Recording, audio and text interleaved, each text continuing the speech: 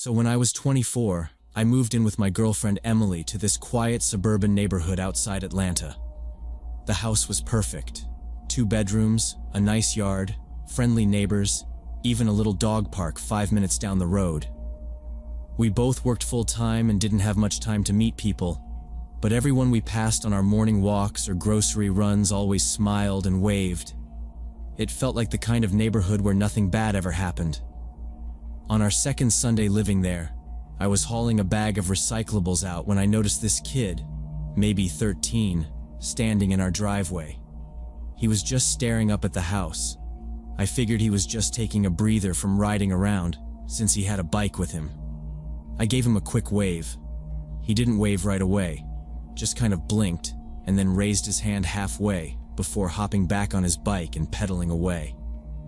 I mentioned it to Emily when I came back inside. She said, "Yeah, I've seen him a couple times. Always Sunday evenings, always around the same time." We didn't think much of it. Kids wander in suburbs, that's just how it is. Probably curious about new people moving in, but it stuck in my head a little longer than it should have. The following Sunday, same time, same spot, there he was again. I watched him for a bit from the kitchen window before heading out to say hi. He had one of those big mountain bikes with thick tires, clearly not new, but still in decent shape. When I stepped outside, he didn't move. Just stood there with his hands resting on the handlebars like he was waiting. I introduced myself. "Hey, I'm Matt. You live around here?" He nodded. "Brandon. I live with my dad, 3 houses down." He was polite. Said he was just riding around, taking breaks now and then. But then he said something that made me stop. "I always see your girlfriend leave for work at 7:45. She drives that little white Civic, right?" I blinked. "Yeah, that's her car." He smiled. "She was sick last week. I saw her come back early on Wednesday." I didn't say anything right away. The way he said it was casual, like someone mentioning the weather. But it was clear he'd been watching us. Closely. Too closely. "I stay up late a lot," he added. "I see your living room light on until, like 1 sometimes. What are you watching?" I tried to keep my face neutral. "Just some old shows. I'm a night owl." He nodded like he understood. "My dad works nights. I don't sleep much either." Something about the way he said that made me uneasy. I looked toward his house. From our driveway, you could see a small portion of it. A blue recycling bin, a dented mailbox. One of the upstairs windows had a piece of cardboard taped across it instead of a curtain. "Well, nice meeting you, Brandon," I said, taking a step back. "We're usually home most days, so feel free to knock if you ever need something." He didn't say thanks. Just nodded and turned his bike around. He didn't ride away fast. He coasted slowly toward the corner, then looked back over his shoulder at the house before turning out of sight.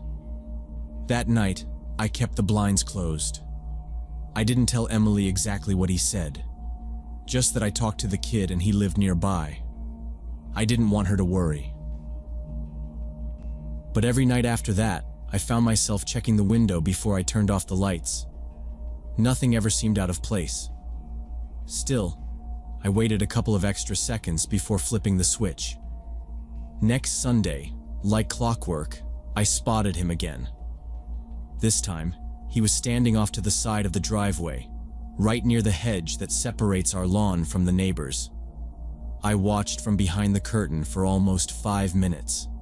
He didn't move, just stood there holding his bike upright. The sun was going down and the light was fading, but I could still see his eyes. They weren't on the house. They were on the front door, like he was waiting for it to open. I stepped outside again. This time I didn't say much, just walked toward him and stopped halfway. "You okay, Brandon?" He nodded. Just thinking. He wasn't holding his bike anymore. It was resting against his hip, one foot on the ground, both hands tucked into the sleeves of his hoodie.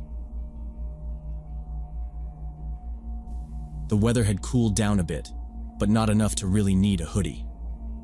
"You should probably head home. It's getting late." He didn't move. "Do you leave the back window open sometimes? I think I heard music the other night." I felt my chest tighten. "We usually keep everything locked." He looked down at his handlebars. "Yeah, probably was something else." There was a long pause. I started walking toward him, not fast, just enough to make it clear I wanted him to go. When I got close, he backed his bike up a little and said, "Your dog doesn't bark much, does he?" "We don't have a dog." He blinked, like he wasn't expecting that.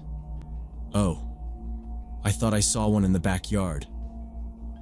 Then he turned and rode off without saying anything else. I stood there for a while before heading inside. First thing I did was double-check all the locks. Back door, windows, even the little bathroom window upstairs. Everything was shut. Still, I dragged a chair in front of the sliding glass door before we went to bed. I didn't see him at all the rest of that week. Not on the sidewalk, not riding past the house, but I kept checking. Something about the way he talked, how he looked around, it didn't sit right with me. That Sunday, he didn't show up. I waited near the living room window with the blinds just barely tilted open. Nothing. I figured maybe his dad finally put a stop to his wandering around. Then Monday morning, I walked out to get the mail and saw something tucked halfway under the welcome mat.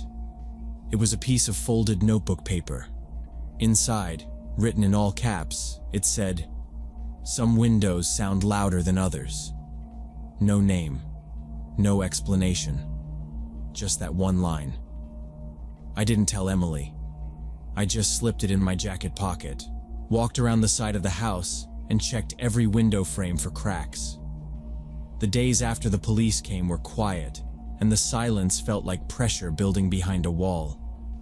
Emily still closed every curtain tight before sundown, and I added locks to the windows even on the second floor. Brandon didn't come back that week. I watched the footage every night just in case, checking for movement, scanning for shadows near the fence line or by the tree. There was nothing. The oak tree stood still and empty, and our backyard stayed dark and silent. But I kept checking, every night at 11 p.m., like clockwork. The following Thursday, a pizza delivery driver knocked like usual.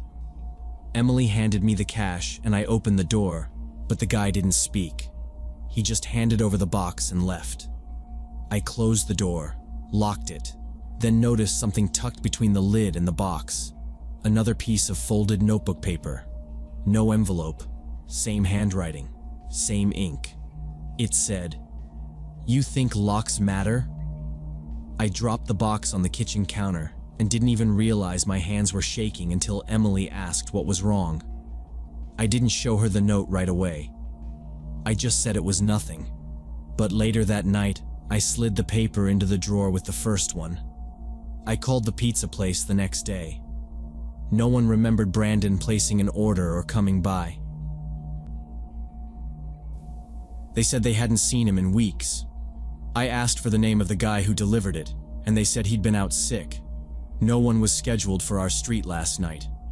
That Saturday, I installed motion sensors along the backyard fence, wired directly to an alert on my phone. We had the camera system, but it only showed what happened after the fact. I wanted something that would tell me in real time. I didn't tell Emily everything. Just said I was being cautious. She agreed. Neither of us had slept properly in weeks. Then the motion alert came in at 3:12 a.m. I was already awake. I checked my phone and saw the red notification. Motion detected. Backyard south. I tapped it open and stared at the screen. The feed was blurry in the dark, but I could see someone crouched near the back fence, too low for the camera to catch their face. I got up quietly, walked to the kitchen, grabbed the baseball bat from behind the fridge, and slipped out the sliding door barefoot. The yard was cold and silent. I kept to the edge of the house, moving toward the fence slowly. No sound but my own breath. When I reached the tree, I stopped. I looked up. The branches were empty. But there, at the base of the trunk, I found something taped to the bark. Another piece of paper. I pulled it off and read it under the porch light. It said, "She looked right at me." I called the police again. They came quickly this time, 2 cruisers, quiet and serious. One of the officers took the note. Another searched the fence line. They didn't find anyone, but they confirmed the motion alert matched someone's presence. They said to keep the footage. I asked if there was any way to get a restraining order, and they said it could be tricky if Brandon hadn't returned to our property directly. His father had already hired an attorney. 2 days later, Emily called me from work.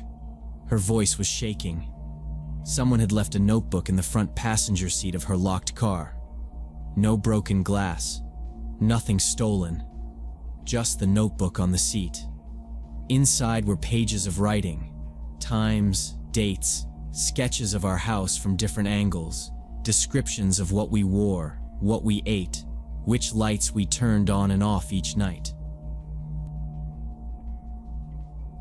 One page was just labeled "Shower Window, 7:15 p.m. We handed the notebook over to the police. They sent it for fingerprinting. The officer told us later they found multiple prints. Most of them matched Brandon's from the previous incident. One set they hadn't seen before. Likely someone else helping him. The case shifted after that. It went from a concerned neighbor call to a full investigation. The officers asked us to press charges formally. We did. Brandon's father refused to cooperate, claimed the notebook was fabricated, claimed we were harassing his son. Then, less than a week later, they packed up and left. I saw the moving truck in the driveway one morning. No warning, no goodbyes. They were gone by nightfall. The house stayed empty for 2 months before a for sale sign went up.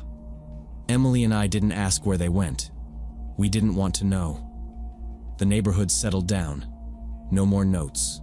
No more tree climbing. But every night before I go to sleep, I check the cameras. I check the windows. I check the base of that oak tree. I don't even know what I'm looking for anymore. A shadow. A shape. A glint of binoculars. Brandon might be gone, but what he did didn't just fade out when he left.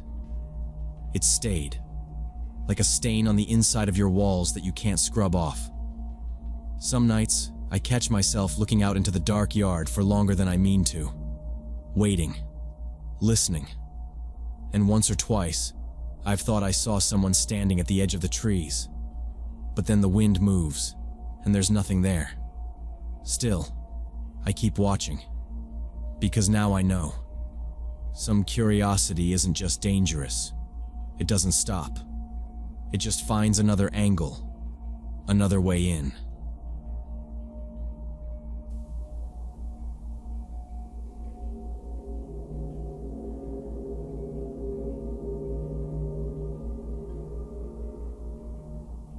When I was 26, I worked behind the fragrance counter at a mid-range department store in Phoenix.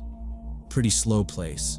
Not much happened most days except for the usual perfume samples and bored regulars who came in just to talk. That afternoon started off like every other. It was dead quiet, maybe 3 customers in the whole store. I was flipping through a coupon booklet when this middle-aged blonde woman approached the counter. She looked disheveled, sunburnt shoulders, uneven eyeliner, and stringy hair that looked brittle like it had been bleached one too many times. She had a phone in her hand and kept glancing around like she expected someone to interrupt her. She asked, very calmly, if I could take some pictures of her hair. That threw me off. I asked her to clarify, thinking she maybe meant a product photo or something for a salon. But she leaned in close and said, "I need you to take pictures of the damage. You can see it, right? The texture, the breakage." She pulled a section of her hair away from her scalp and showed me the roots. There were patches that looked like they'd been burned, like from a straightener or bleach gone wrong. I was still trying to figure out how to politely say no when she added, "It's for a legal case." "He did this to me," I asked. "Who?" And that's when she started talking, quiet at first, almost like she was afraid someone would overhear. Her ex-fiancé, she said, had been sneaking into her apartment while she slept, using insect drones, government grade. He'd fly them in through the AC vents and release some kind of chemical to damage her appearance. She said they were targeting her hair specifically to discredit her and make her look unstable in court. I was stunned into silence. I should have ended it right there, but she didn't seem dangerous, just confused and desperate. I told myself it would take less than a minute, and maybe she'd leave me alone if I helped. She handed me her phone, and I took about 6 pictures from different angles: front, sides, top of her head, close-ups of the split ends. She checked them immediately, nodded approvingly, then thanked me like I'd saved her life. Called me her angel witness, said I'd be critical in proving the truth. I nodded, said something like, "Good luck," and she walked out without another word. I figured that was the end of it, just another strange retail story to tell my friends later. 2 weeks later, I was carrying the last of my boxes into a new apartment across town. It was a small complex, stucco walls, metal railings, every door painted the same dull beige. I was sweaty and distracted, holding a lamp under one arm and using my foot to prop open the front door. The hallway smelled like carpet cleaner and cigarette smoke. I didn't notice anyone at first. Then I felt someone grab my forearm. Firm, not aggressive, but it made me drop the lamp. I turned, and my stomach dropped. It was her, the blonde woman from the store. Her eyes locked onto mine like she'd been waiting. Her mouth fell open in this weird kind of relief, and she said, "It's you." I knew it. I didn't know what to say. She wasn't smiling, just wide-eyed like this moment proved something important.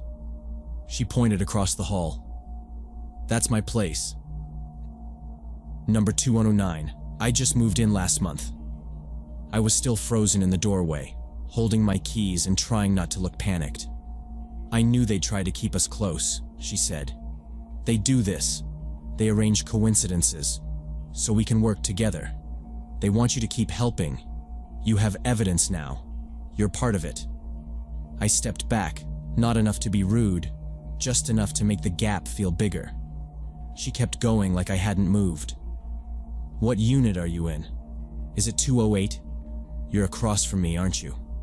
That's how they do it. Always across. Symmetry confuses them." I said, "I'm still unpacking." That didn't slow her down. She started asking if I remembered her. "You're the girl from the mall, right? Fragrance counter?" Then, like she'd already answered for me, she added, "They knew I needed you again. That's why you're here." Her tone had changed.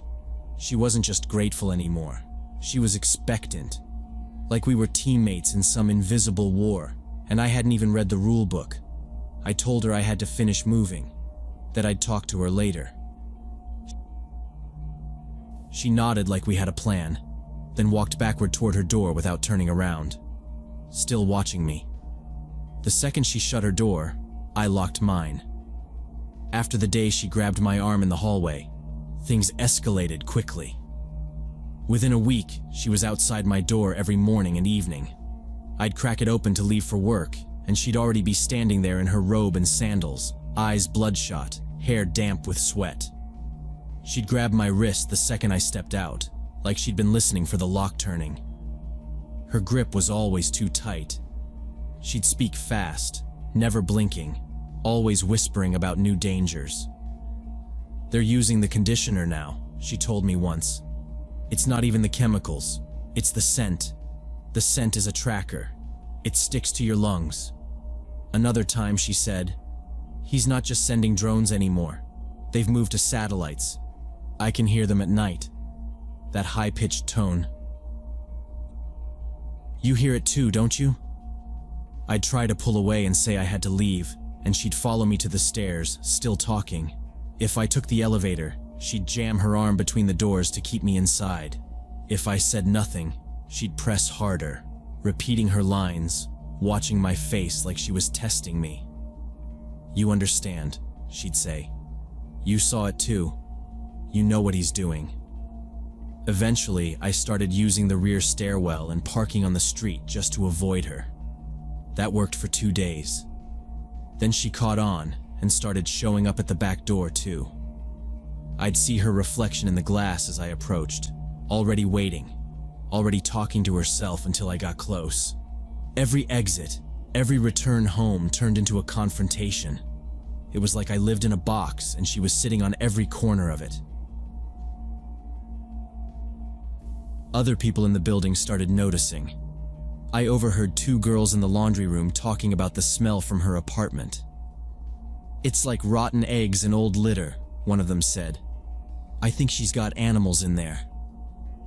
Maintenance came around the next week to ask if I'd seen her. I said yes, more than I wanted to. The guy lowered his voice and said they'd had reports of damage, leaks, bad odors, piles of trash near the door. He said they tried to inspect her unit after a pipe burst, but she'd blocked the entrance with furniture and screamed through the door for half an hour about digital assassins. A neighbor down the hall told me she had accused him of being part of a military experiment. Said he wore the same shoes every day so she'd memorize his walk. Another time, I saw her yelling at the UPS guy because he left a package outside her door. "It's poison!" she screamed, kicking it down the hall. "You think I don't know what's in there?" 2 police cars showed up that night. I listened through the wall as she screamed that her enemies were embedding microphones in her shampoo bottles. She didn't open the door. The cops left. Then came the night I found her waiting outside my door. It was around 9:30. I had just gotten off a long shift and all I wanted was a shower. But she was there, crouched by the hallway wall. I stopped the second I saw her. Her face was pale and shiny, and she was holding something in both hands. I thought it was a flashlight. Then I realized it was a knife. She stood up slow. No words at first, just breathing. Then she said, "I trusted you." Her voice cracked. "You were supposed to help me. You were supposed to be on my side." I backed away. My keys slipped from my hand. I didn't stop to pick them up. She stepped closer. "They got to you. You're feeding them now, aren't you? I saw you talking to the manager. You think I don't see everything?" I got the door open just in time, slammed it shut and locked the deadbolt. She started pounding, hard, over and over, the knife scraping against the door handle. "You don't understand what you've done. You're protecting him now. You're just like the rest of them." I called 911. My voice was shaking, but I made sure to get every word out. The dispatcher stayed on the line while I sat with my back against the door. I could hear her pacing in the hallway, ranting, kicking the wall. Then, silence. The cops came 15 minutes later. She was still outside my door when they arrived, crouched again, muttering under her breath. She didn't resist. They found out she had officially been evicted 3 days earlier. Notices taped to her door, ignored. She had refused to leave. Somehow, she had a master key. Maintenance later confirmed it had gone missing the week before. She'd been using it to go into other units when people weren't home. They found stolen mail, prescription bottles, even food wrappers from neighbors' fridges. Animal control removed 6 cats and 2 cages of birds from her apartment. Half the animals were sick. The unit was declared uninhabitable. She was charged with trespassing, harassment, unlawful entry, and animal cruelty. That was the last time I saw her. Later, I learned she had similar incidents at 3 other complexes before this one. Different names on the lease, same behavior. I spent weeks looking over my shoulder, waiting to see her outside again. But she never came back. Mental illness explains a lot, but it doesn't erase the danger she caused. I should have said something the first time she grabbed me. I thought I was being kind, thought I was just dealing with someone having a hard time. But when someone starts talking about knives and conspiracies and betrayal, it stops being harmless. I don't answer my door without checking the peephole now. I don't assume people are just eccentric. Some lines, once crossed, don't come back.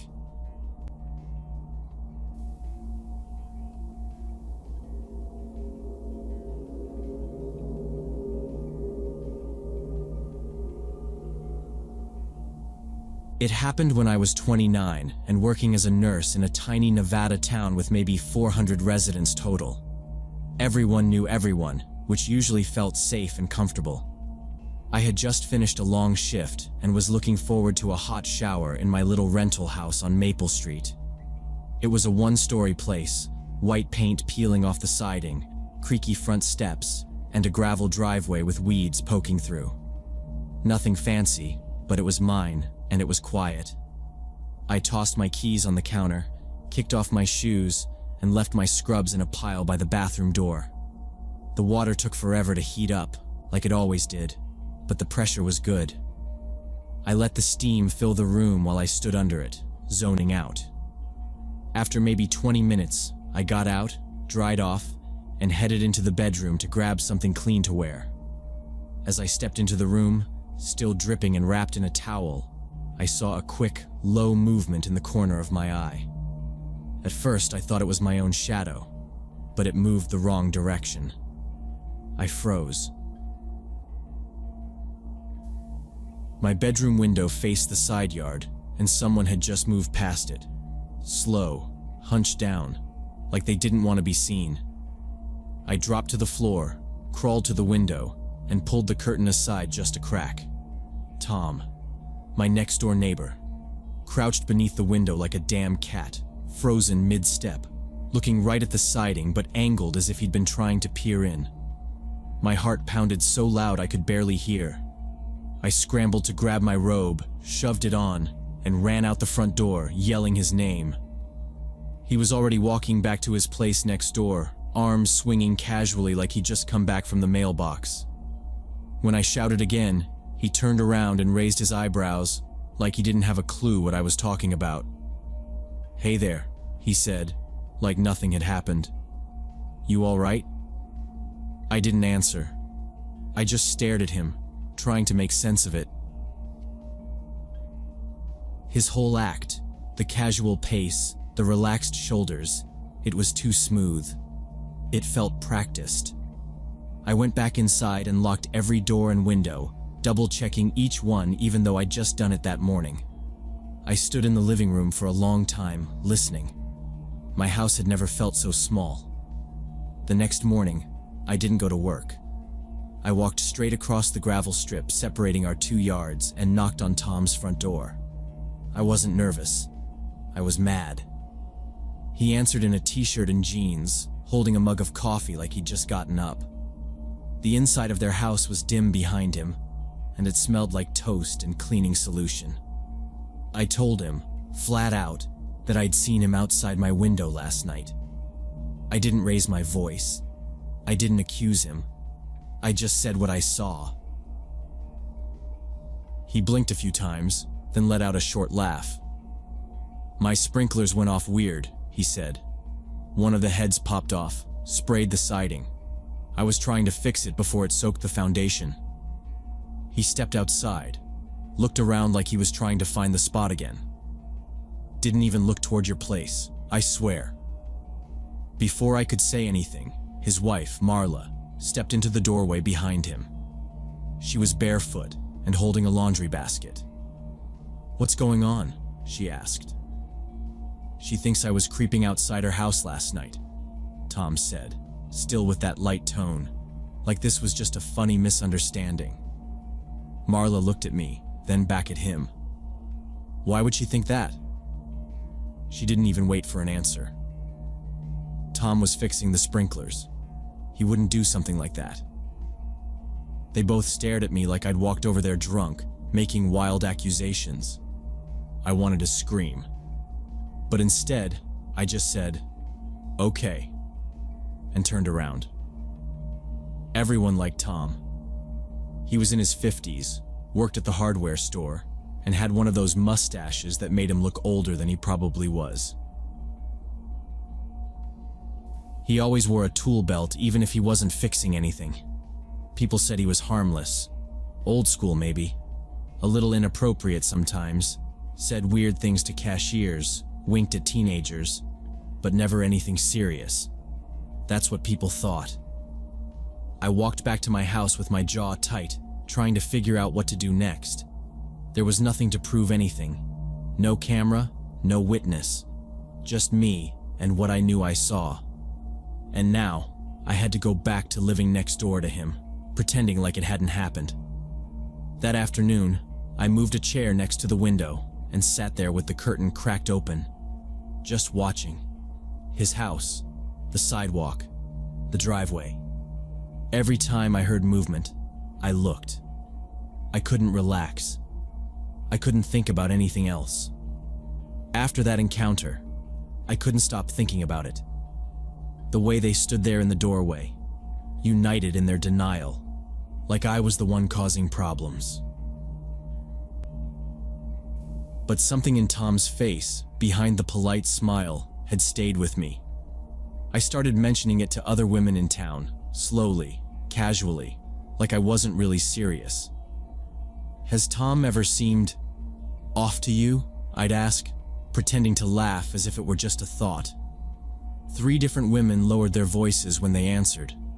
Sarah from the diner said she'd caught him sitting in his truck outside her place around midnight more than once. "He never got out, just stared straight at the porch," she told me, eyes darting around like she wasn't supposed to say anything. Linda, who sorted mail at the post office, said she'd found boot prints under her bathroom window after a rainy night.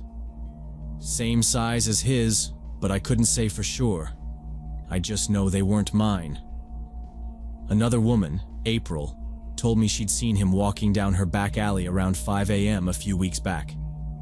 "He said he was checking a water leak," she said flatly, "but there's no plumbing back there." None of them had reported it. "It's too small a town," Sarah had said. "His cousin works dispatch."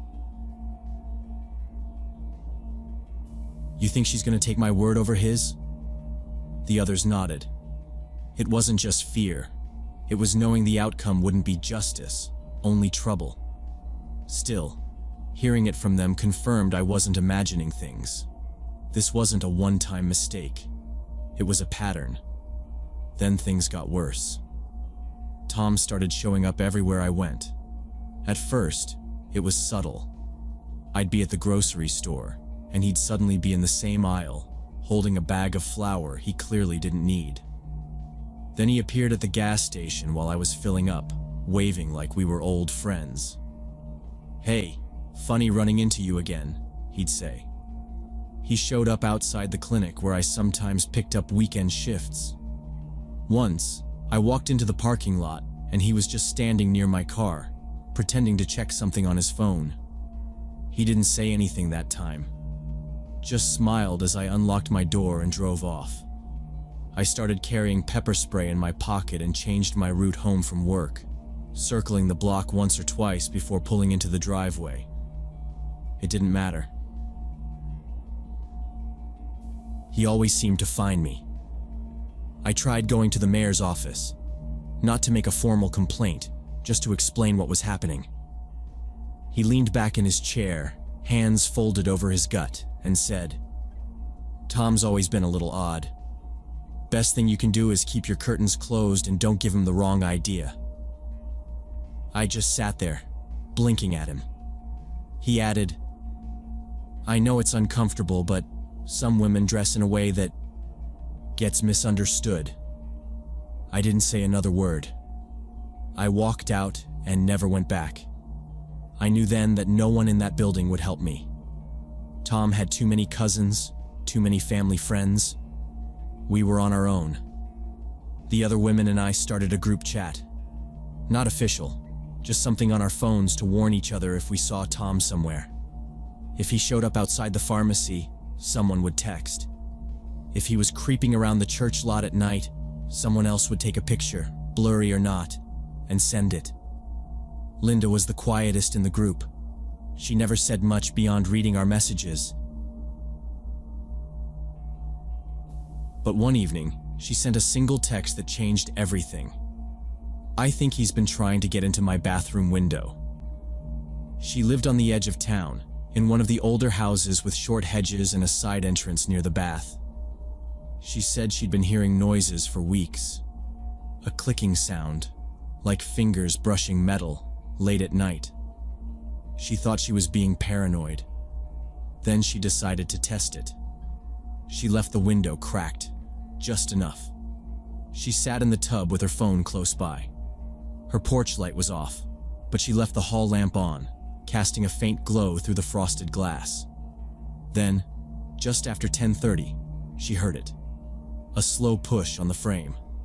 The soft screech of metal against metal. A hand. She screamed loud enough that neighbors 2 houses down heard her. Then she dialed 911. She didn't wait. She got out, dripping, barefoot, grabbed the towel, and ran out the front door. The sheriff's deputy who responded wasn't Tom's cousin. It was a guy from another county, filling in for the week. That's why this time, something actually happened.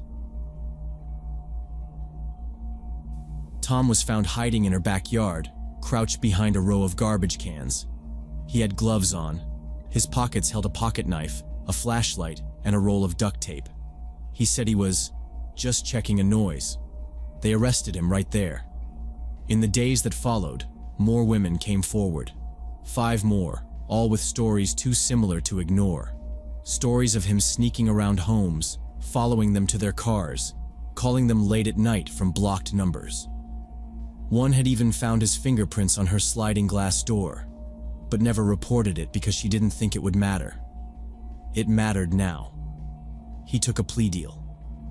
2 years in state prison, mandatory counseling, and a restraining order for every woman who had reported him. The town quieted down after that. No one mentioned him in public. His wife moved away. His job at the hardware store never got filled. I still live in the same house. I still lock the windows twice, and I still check behind the shower curtain when I come home, even though I never used to. It's not fear exactly. It's something heavier. In a place like this, where everyone knows everyone, monsters don't wear masks. They wear tool belts and make jokes at the register. They wave from across the street and fix sprinklers that were never broken. And when they get caught, the silence that follows is worse than any scream. Because the truth isn't just that he was watching us. It's that everyone else was watching him too, and choosing to look away.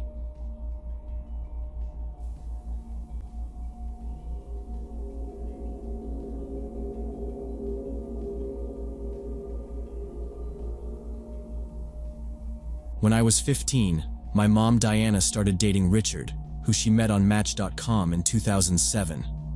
At first, he seemed like a good guy. Nice shirts, shaved face. He always brought flowers when he came over. He complimented her on everything, even her shoes, which no one ever noticed. He took us to this overpriced Italian place downtown once, and for a second, I thought maybe we'd all lucked out. She was smiling more than usual, curling her hair again. It looked good on her. But pretty quickly, things started changing. It was small stuff at first.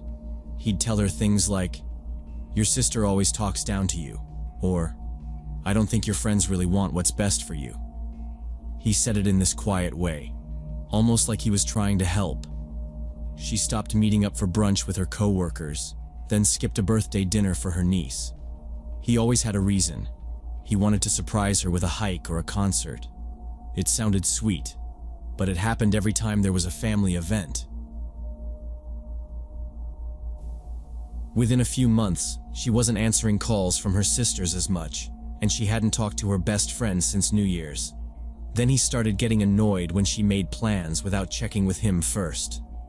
Once, she tried to schedule a dentist appointment, and he got weird about it because he'd already set something up for that day. She had to cancel it. He said, "I just love being with you so much. I want to share everything." It was always framed like affection. He never raised his voice in front of me, but his mood flipped on a dime. I'd walk in the room and know right away something had set him off. Mom would be quieter those nights.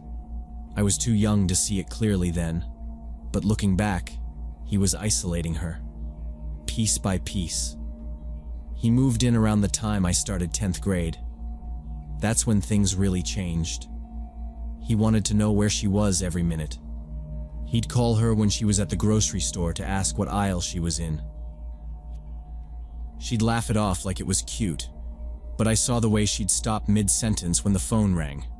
If she didn't pick up fast enough, he'd act hurt, like she didn't care. "You don't even want to talk to me anymore?"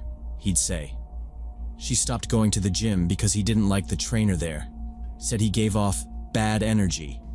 After a few months, he convinced her to quit her job at the bank, said it was too stressful and didn't make her happy anymore. She started working at this small insurance office closer to home. Richard drove her there every morning and picked her up every night. I asked her once why she gave up her bank job. It had good benefits. And she just smiled and said, "Richard wants me to have more time for myself." But she didn't. He had her cooking dinner by the time he walked through the door. He'd sit on the couch and call out what he wanted for lunch the next day like she was a waitress. When she talked to coworkers, even about normal stuff like their weekend plans, Richard would ask a million questions. What exactly did she say? Why would she tell you that? It got to the point where she stopped mentioning people from work at all. One night I heard them arguing in their bedroom. Something about a guy at the office offering her a ride home when it rained. She said no to the ride, but it didn't matter. Richard punched a hole in the closet door. He never hit her. Not once. But it didn't have to get to that point. He punched walls. He threw things. He shattered a plate once because dinner wasn't warm enough. Then he cleaned it up before I even came downstairs. Said he tripped and dropped it. The next day, he brought her roses and took her out to dinner. Mom told me he was just stressed from work and didn't mean it. She made excuses like that every time. He's got a lot on his plate right now. He didn't sleep well. He's not usually like this. I tried to talk to her once, tell her that the house felt wrong, like I had to walk on eggshells. She got defensive. Told me I didn't understand adult relationships, that sometimes people argue, and that didn't mean they weren't in love. I didn't push back. I was still a kid. But after that, I kept my distance. I stayed late at school, hung out at the library after hours. Anything to avoid being home. That Christmas, she didn't call her family at all. Richard said he wanted a quiet holiday. Just the three of us. We didn't put up decorations. He said it was a waste of money. I remember sitting at the table with dry turkey and no music playing. The blinds shut even though it was sunny outside. He said natural light gave him headaches. Mom just nodded along. By spring, the walls in the hallway were patched up and painted, like nothing had happened. But I'd seen the dent near the kitchen doorway. He'd thrown a chair once. I don't even remember why. Probably something small. He always said sorry after. Always promised he was working on it. And Mom would nod and tell me he was trying. But nothing changed. The physical violence started in 2009, right before I left for college. I was 17. It was late spring. I came home after spending the afternoon at my friend Sasha's, and I knew something was wrong the second I walked through the door. The lights were on, but the house was too quiet. No TV, no dishes in the sink, nothing cooking. Then I saw her in the kitchen, on the floor, leaning against the cabinet with her head tilted weird. There were marks on her neck, dark, uneven bruises, and her blouse was ripped at the collar. Richard came out of the hallway like nothing was wrong. He smiled at me and said, "Hey kiddo, you hungry?" Like he hadn't just tried to kill someone 10 minutes earlier. I told him to get away from me and locked myself in my room while I called 911. I didn't even check if she was breathing until I was already on the phone. I was shaking too bad. The cops came fast. Richard didn't fight them, just stood there with his hands out like it was some kind of joke. Mom was taken to the hospital. She had a concussion and bruising all over her throat. They said if I had come home even 30 minutes later, it might have ended differently. That scared me more than anything. She finally filed for a restraining order, but she wouldn't press charges. "He promised to get help," she said from her hospital bed. "He swore it won't happen again.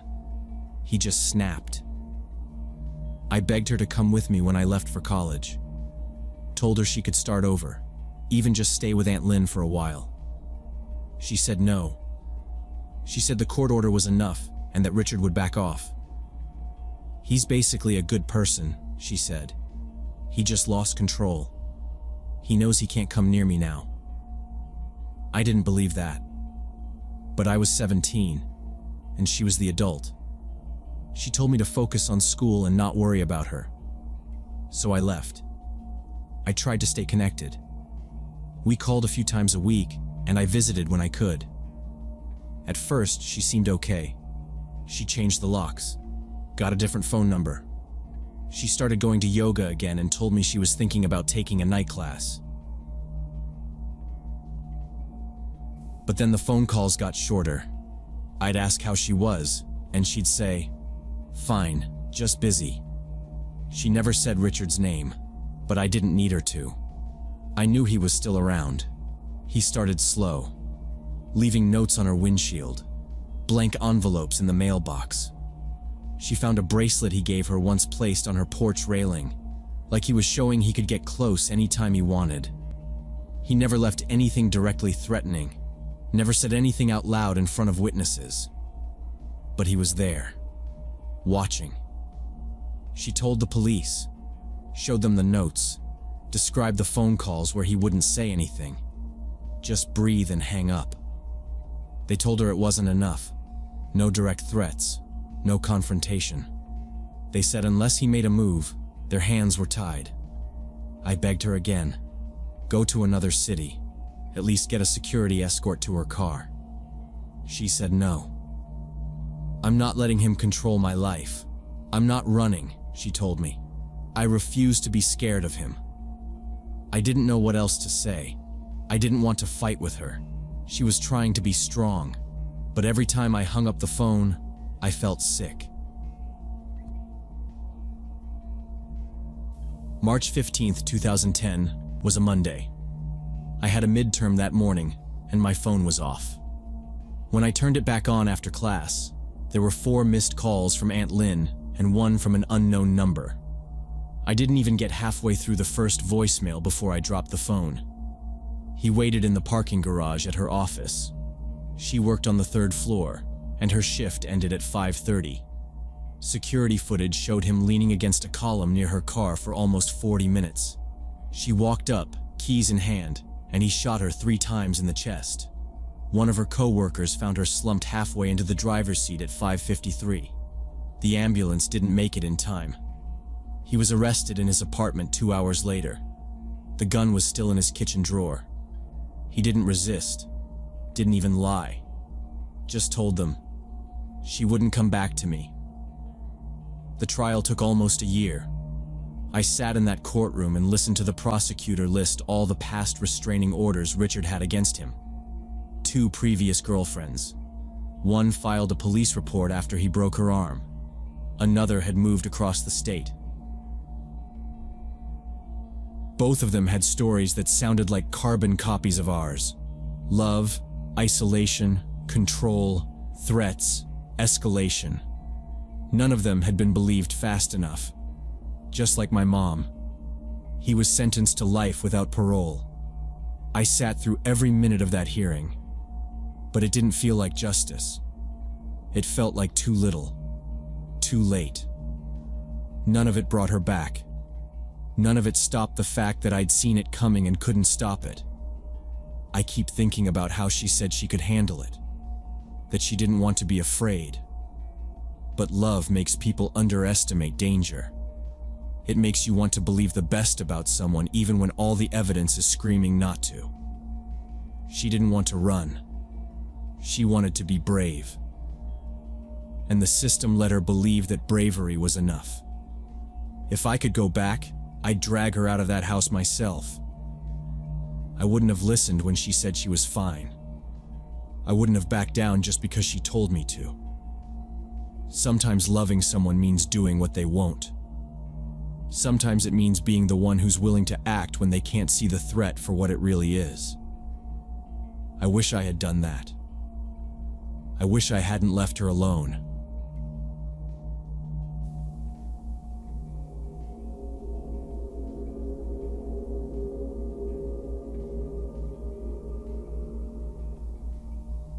So when I was 19 and in my second year of college, I had this routine of taking the city bus from my dorm to the main campus. The bus stop was right outside the psychology building, usually busy with other students.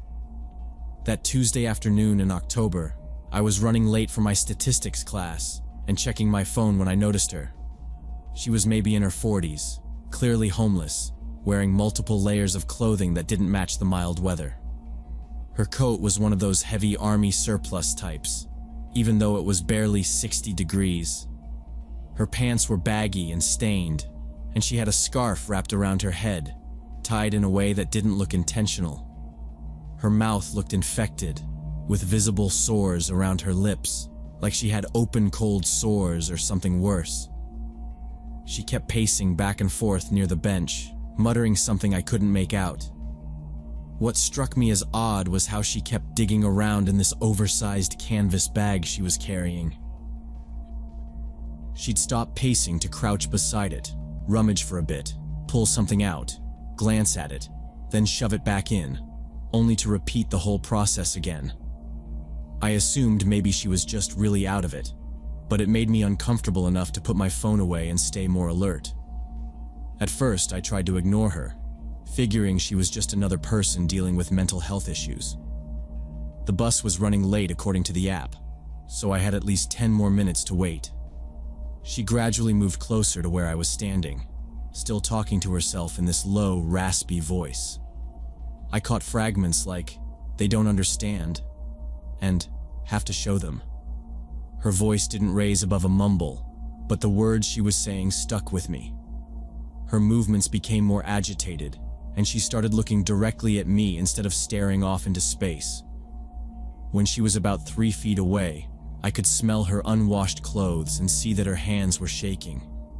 Her fingers were filthy, nails cracked and yellowed, and she kept rubbing them together like she was grinding something invisible between them.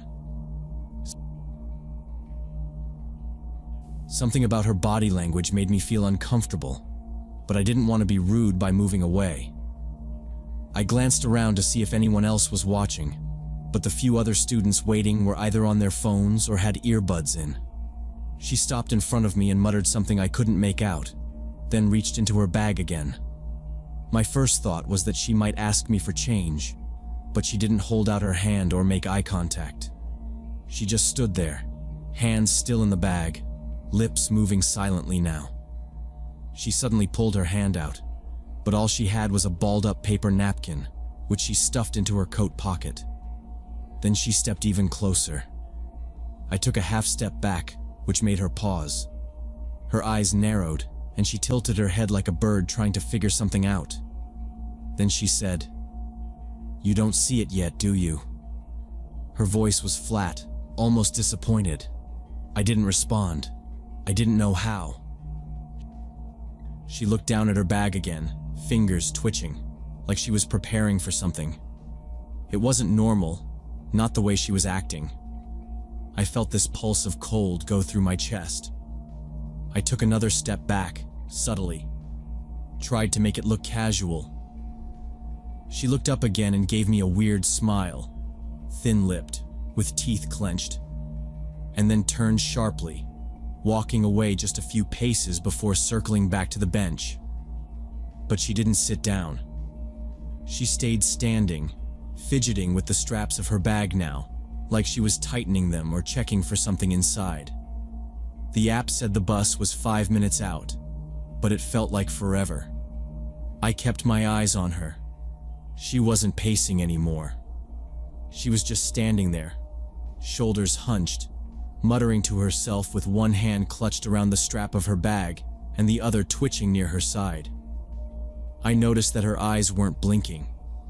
She was staring at the sidewalk, mumbling the same phrases over and over. They don't listen. They don't see. They don't listen. I looked around again. No campus security.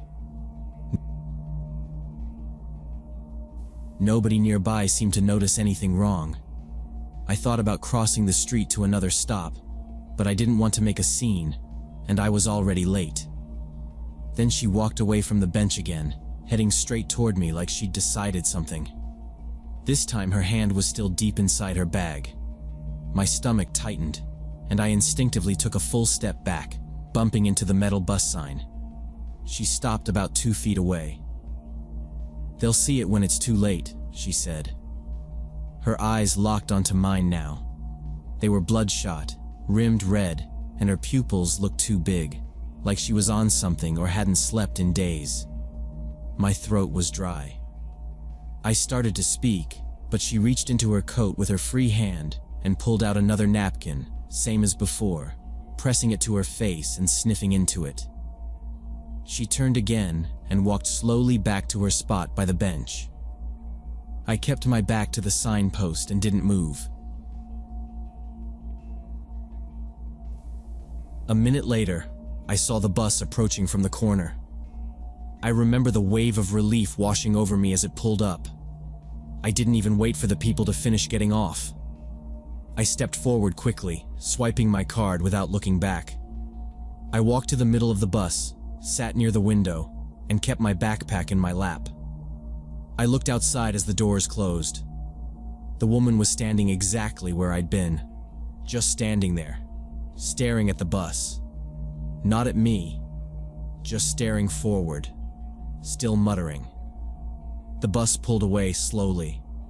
I didn't breathe until we turned the corner.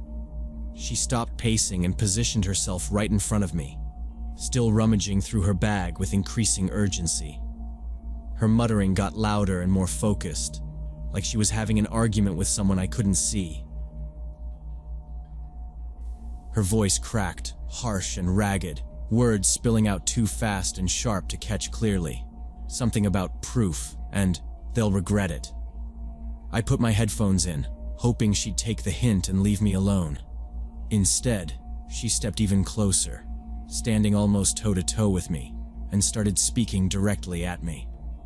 Her breath was hot and sour, words slurred, tangled together in a way that made no sense. I couldn't even tell if she was angry or pleading. Being raised to be polite, I pulled out one earbud and said, "I'm sorry. Could you repeat that?" The moment I engaged with her, something in her demeanor shifted. Her eyes, which had been darting all over, suddenly locked onto mine. Her body stilled. No more muttering, no more rummaging. Her shoulders straightened and her hands froze inside the bag.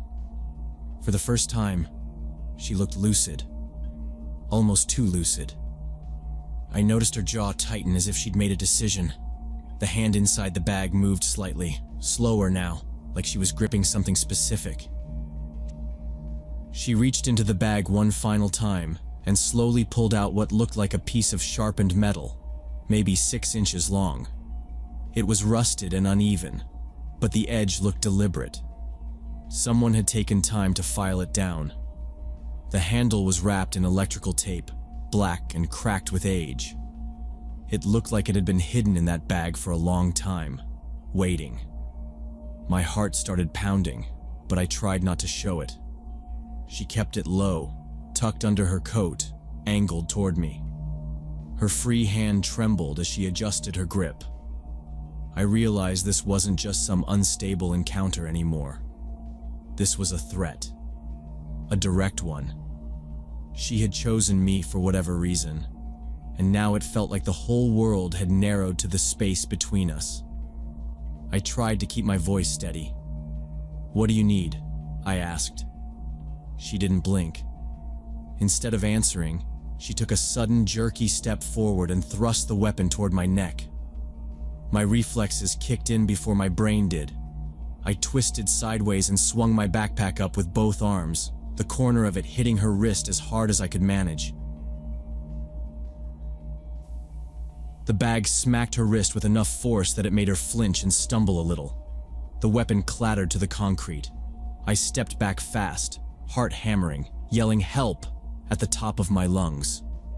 Other students looked over, confused at first, then alarmed. She crouched, trying to grab the weapon again, but I didn't wait to see if she got it. I turned and bolted toward the campus security office, maybe 50 yards away and across the lawn. I was halfway there before I even looked back. She was chasing me. For the first 20 yards, she was right behind me, her steps light and erratic, like she didn't care if people saw. The sharpened metal was back in her hand. I didn't stop screaming. The security guards outside the office heard me and turned as I ran up. 2 of them stepped forward fast, hands already moving toward their belts. She saw them and didn't hesitate. She veered hard left, sprinting across the sidewalk and straight into a group of students. I saw her drop the weapon mid-stride and vanish into the foot traffic near the food trucks. I pointed and yelled, but by the time the guards chased after her, she was gone. One stayed with me, helping me sit down on the concrete while the other radioed it in. My whole body was shaking. I couldn't stop sweating. The weapon was recovered and bagged as evidence, and they pulled up security footage from the stop. It showed everything. The confrontation, the attack, the chase. But it didn't help much. She never looked up at a camera. No ID, no name, no way to track her down. I filed a police report that afternoon. They asked me to describe her in as much detail as I could. I told them everything. Her layers of mismatched clothes, the sores around her mouth, the bag, the taped blade. They said without a name or arrest, there wasn't much else they could do. She hadn't hurt me, technically. I hadn't been stabbed. They couldn't hold anyone for long even if they did find her. I changed my routine after that. I stopped using that bus stop entirely. Took longer routes to avoid being alone near campus at off hours. For weeks, I couldn't stand waiting anywhere without checking over my shoulder every few seconds. I even avoided the psychology building entirely, switching my path across campus so I didn't have to pass that bench. Nothing else ever happened. I never saw her again. But I still think about it. Sometimes when I'm standing in line for coffee or walking home at dusk, I wonder if she'd done it before, if she had a history, or if I was the first person who actually saw the weapon. Maybe she was always just looking for someone who'd talk to her first. Maybe that's what she was waiting for. Someone polite. Someone raised not to ignore people. Someone like me.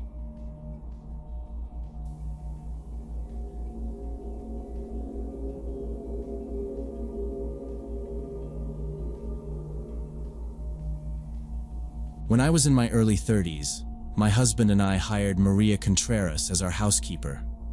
This was back in 2004. She had just moved from El Paso with her teenage son, Carlos. Maria was incredible. She was the kind of person who never called in sick, always remembered my kids' birthdays, and even stayed late when I needed help. She was warm, polite, and really good with our 2 daughters. Over the years, we started treating her like part of the family. She came to Thanksgiving dinner, and I'd leave little gifts for her on holidays. I even remember once when my youngest had a fever, Maria sat with her for hours just holding a cool cloth to her head while I was trying to juggle work calls from home. We trusted her completely. Carlos, though, he was different. From the first time I met him, I could tell something was off. He was about 15 back then. Moody, short-tempered, always looking like he had something to prove. Maria brought him by the house sometimes after school, and once he got into an argument with one of the neighbor's kids right in our driveway. He'd punched the kid in the face. I remember that vividly because the other mom came to our door yelling. Maria apologized over and over, begged us not to hold it against her, and told me Carlos was just having a tough time adjusting. She said the move had been hard on him, and he just needed time. I wanted to believe that, but things got worse. He got suspended twice during his junior year, once for fighting and once for yelling at a teacher. When he was 17, he was arrested for assault after a fight in a parking lot. The charges were dropped, but it scared Maria. She came to work the next day, pale and shaking, barely able to keep her hands steady. She cried while she folded laundry in the upstairs hall. I didn't know what to say to her. Carlos stopped going to school not long after that. He bounced between jobs, none of them lasting more than a few months. I heard he worked at a tire shop for a while and then at a check cashing place, but he always got fired. He started gambling. I'm not sure how it started. Maybe cards, maybe sports bets. But soon he was borrowing money from anyone who would give it to him. Maria tried to help. She gave him money when she could. I told her it wasn't her responsibility, but she couldn't help herself. She said, "He's still my son. If I don't help him, who will?" I saw him less as the years went on, but every now and then, he'd show up at our house. Usually late in the afternoon, always when Maria was there. He never rang the doorbell. He'd just knock once, hard, and wait. If I opened the door, he'd look past me like I wasn't even there. I started to make a point of being around when Maria was working, just in case. In early 2017, Maria came to me in the kitchen and told me Carlos was in serious trouble. She said he owed money to people she described as dangerous. He was behind on payments and scared. She didn't say exactly who he owed, but I could tell she was terrified. She said she'd already given him over $800. I asked her where she got that kind of money, and she said she'd borrowed some from a friend and worked extra hours. I tried to be helpful. I suggested maybe Carlos could go to counseling or look into a rehab program if he was dealing with more than just gambling. I told her she had to set some boundaries, that giving him more money might make things worse. But she just looked at the floor and said, "I know, but it's hard." After that, I noticed Maria changing. She lost weight. She stopped wearing her earrings, the ones she always wore that her mother gave her. She seemed distracted, like her mind was always somewhere else. She'd clean things twice, forget where she left her phone, and once I caught her crying quietly in the laundry room. When I asked her what was wrong, she said she just hadn't slept well. But it was more than that. Carlos started showing up more often, sometimes 2 or 3 times a week. Once I found him sitting on the porch steps when I came home from picking up the kids. Maria wasn't even there yet. He didn't say anything, just stood up and walked down the driveway. Another time, I saw him outside talking to someone in a car parked across the street. When I walked outside, they drove off.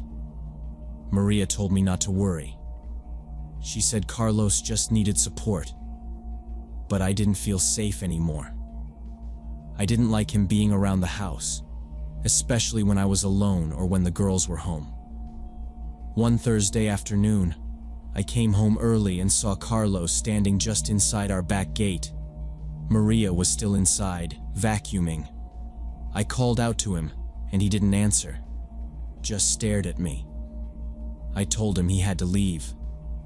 He looked at me for a second longer, then walked off like nothing had happened. I told my husband that night that something needed to change.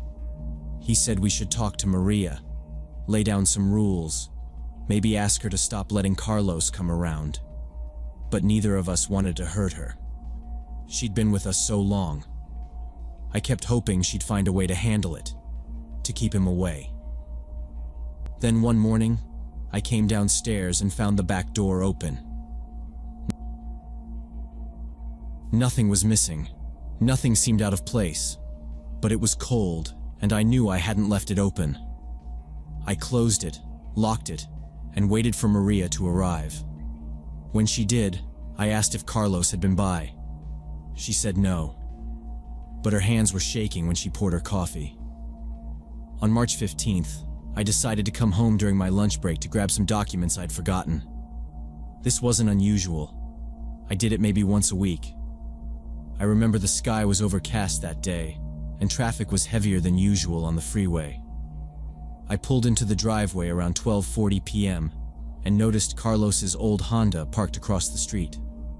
The driver's side window was partially down, and a pile of fast food wrappers was visible on the passenger seat. I assumed he was visiting Maria, which I didn't love but had accepted. She was off that afternoon anyway, so maybe they were meeting to talk things out. I used my key to enter through the front door and called out, "Hello? It's just me, I forgot something." Nobody responded, which struck me as strange. The television was playing in the kitchen, one of those daytime game shows with loud, exaggerated music and canned applause. I walked down the hallway toward the back of the house, expecting to find them at the table. I even glanced briefly at the coat hooks by the laundry room door. Maria's jacket was still there, hanging where she always left it. When I reached the kitchen, I stopped in the doorway. At first glance, everything seemed normal. The sink was full of soapy water, and 2 coffee mugs were on the counter. Then I noticed something out of place near the island. It was Maria's shoe, just one. I stepped farther in and saw her lying on the floor beside it. She was on her side, one arm bent under her body. Her blouse was soaked in dark red, and blood had pooled beneath her and stretched out in all directions. The smell hit me next, metallic, sharp, unmistakable. I dropped the folder in my hand and fumbled for my phone. The 911 operator asked me to check for signs of life, but I couldn't move. I already knew. Her eyes were half closed, her face pale and slack. When the paramedics arrived, they confirmed she'd been dead for at least 15 minutes. The coroner later said she'd been stabbed in the chest and abdomen more than once, and the wounds showed signs of defensive struggle. The kitchen drawer where we kept the knives was still open. The murder weapon, a 6-inch chef's knife, was found in the sink, rinsed clean but with traces of her blood still caught in the handle's seam. Carlos was gone. By the time police got there, his car was no longer on the street. The neighbors hadn't seen anything. One of them mentioned hearing a shout earlier that morning but didn't think much of it. We gave the detectives everything we could. Photos of Carlos, what little we knew about his debts, even the texts Maria had once shown me where he'd begged for more money. I stayed in a hotel that night. I couldn't be in the house. My husband picked up the girls from school and told them Maria had passed away. We didn't tell them how. Not yet. For 3 days, there was no word. The police checked his last known address, old friends, local casinos. Nothing. Then we got the call.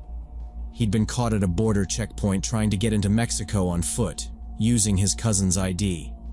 They matched his prints and brought him back to California. During interrogation, he admitted everything.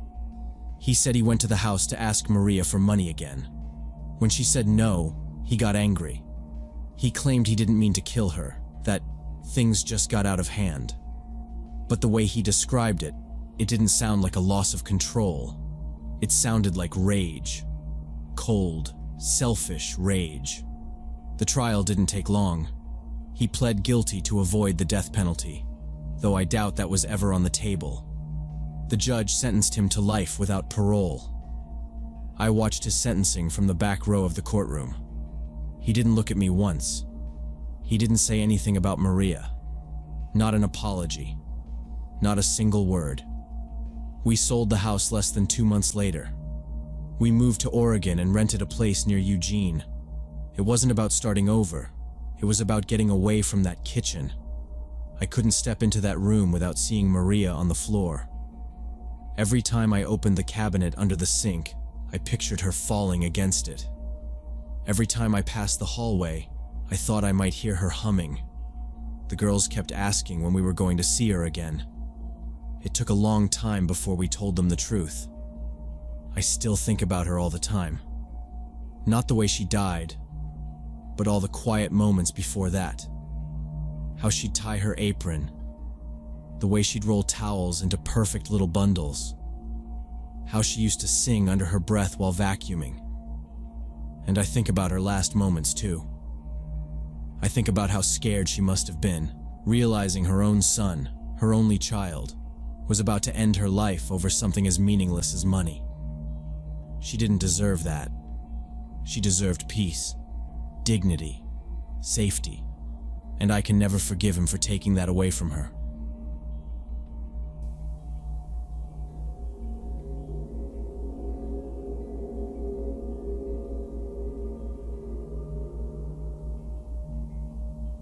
So last year I got hired as a veterinary technician at this older clinic in suburban Atlanta. During my interview, the office manager mentioned that the building was from the 1970s and had some quirks. Old pipes that made noise, electrical issues, and a basement that smelled weird sometimes. I didn't think much of it since I needed the job and the pay was decent. The first month went smoothly, working mostly with the upstairs examination rooms and surgery prep. The other techs were friendly, and the veterinarian seemed competent. It wasn't a big clinic, just a main hallway with 4 exam rooms, a small surgical suite, an office, and then the basement where we stored older files, bulk meds, and unused equipment. About 4 weeks in, I was working late to finish inventory, when I heard what sounded like someone typing on a keyboard coming from the consultation room next door. I figured maybe one of the vets had come back in for something, but when I stepped into the room, it was completely dark. The keyboard was still, the computer powered off. I stood there for a second, confused. The sound had stopped the moment I opened the door. I flicked on the light, glanced around, nothing seemed out of place. I told myself maybe I was hearing the pipes. They hiss and rattle sometimes when the water heater kicks on. Still, it had sounded exactly like typing. Over the next few weeks, other strange things started happening.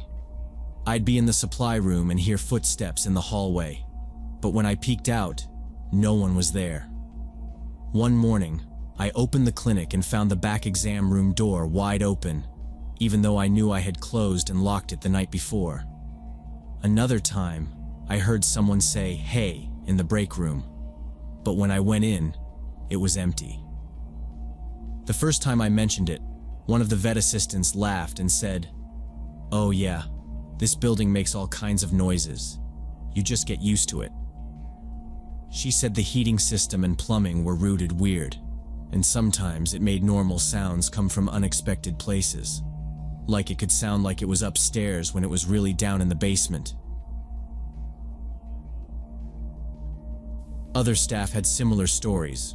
Nothing dramatic, just little moments that didn't quite make sense. I tried not to let it get to me. I had a job to do, and the work was busy enough that I could mostly ignore the odd stuff. But I did start making sure I left before closing if I could help it. I didn't want to be the last one there. One Friday evening, I had to stay after hours again to help prep a surgery for the morning. The vet had asked me to get a specific anesthetic from the locked cabinet in the basement storage. I really didn't like going down there alone. It smelled damp, and the lights buzzed faintly like they were about to die. But I went down anyway, flipping the switch and stepping onto the concrete steps. The air felt colder than usual. I walked quickly past the old X-ray machine and file boxes, found the cabinet, unlocked it, and started rummaging through the vials. Behind me, I heard a soft click. I turned. The door at the top of the stairs had closed. I hadn't shut it. I went back up, opened it, looked around. No one. I locked it open this time with the hook on the wall just to be sure. When I got back down, I was more focused on getting out than finding the exact lot number the vet had requested.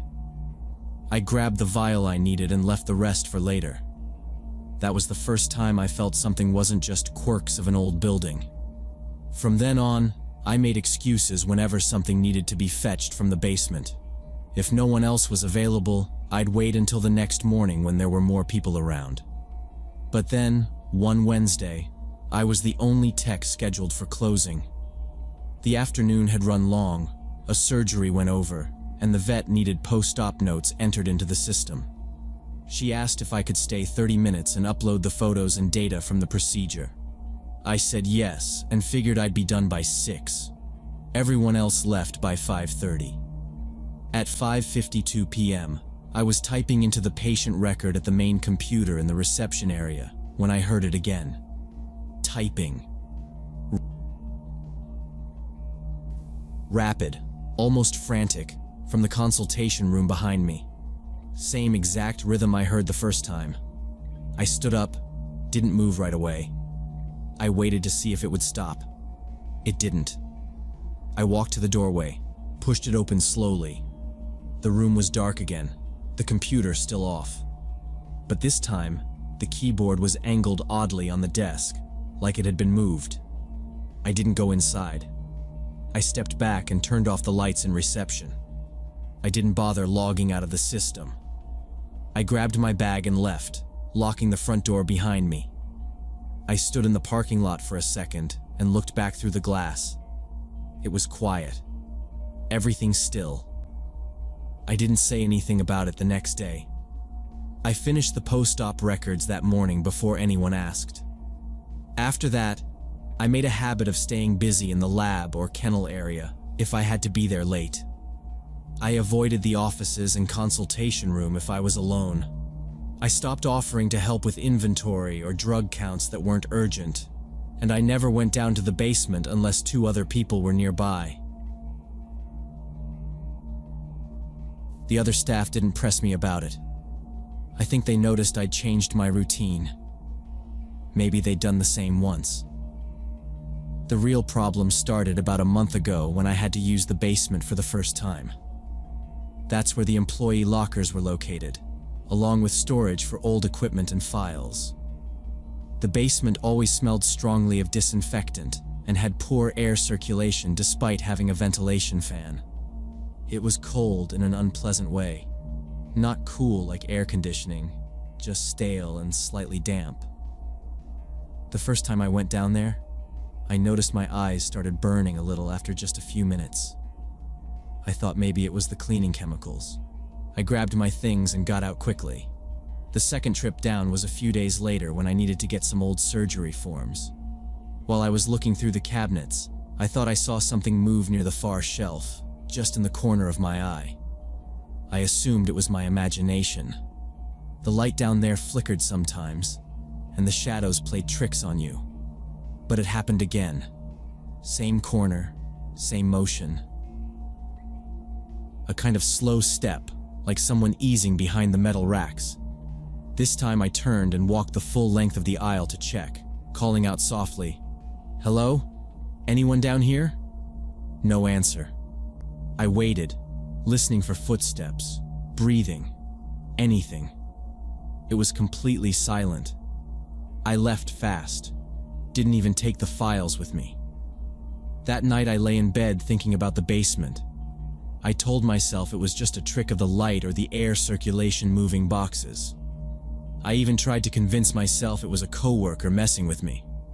But by the 3rd time it happened, I stopped pretending. It was a Saturday afternoon. I was alone in the clinic catching up on inventory when I had to get my jacket from my locker. I really didn't want to go down there. I stood at the top of the stairs for a full minute before going down.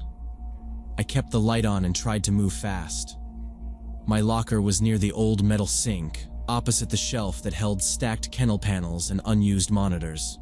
While opening the locker, I glanced toward the back corner near the old filing cabinets, and that's when I saw her.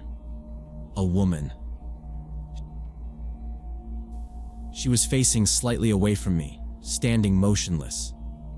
She wore dark gray medical scrubs, like the ones we use in surgery, but faded and wrinkled like they'd been worn too long without washing. Her long brown hair covered most of her face. She didn't move when I looked at her. She didn't say anything. I just stood there, frozen, gripping my locker door. Then slowly, she lifted her head toward me, and her hair fell away from part of her face. One of her eyes, her left eye, was glowing. It wasn't a reflection. It was a solid, almost white-yellow light, bright and sharp like a flashlight beam behind her eye. Something about it made me sick to my stomach. I didn't scream. I just took a step backward and knocked over the mop bucket behind me. The crash of it echoing on the concrete snapped me out of the shock. At that exact moment, I heard footsteps coming down the stairs. It was Dr. Peterson. He looked confused when he saw me standing rigid next to the mop bucket, water spreading out around my shoes. He asked if I was all right, and I couldn't answer right away. I looked back at the corner. She was gone. Not walking away. Just gone. No sound, no movement. That corner was empty again like it had always been. My heart was pounding hard enough that I had to sit on the bottom step for a minute. He crouched down next to me and asked what had happened. I told him what I saw, every detail. The scrubs, the glowing eye, the fact that I'd seen movement in the basement more than once before. I expected him to laugh or look at me like I was losing it. Instead, his expression tightened. He glanced around the basement quickly, like he was checking something. Then he looked back at me and said, "Yeah, that's not good." Dr. Peterson helped me back upstairs and poured me a glass of water. We sat in the break room while he explained. Apparently, some of the older disinfectants we used in the clinic, especially down in the basement storage, contained volatile solvents. The fumes weren't always obvious, but in a space with poor airflow, they could build up over time and cause side effects: headaches, dizziness, confusion, and in rare cases, visual and auditory hallucinations.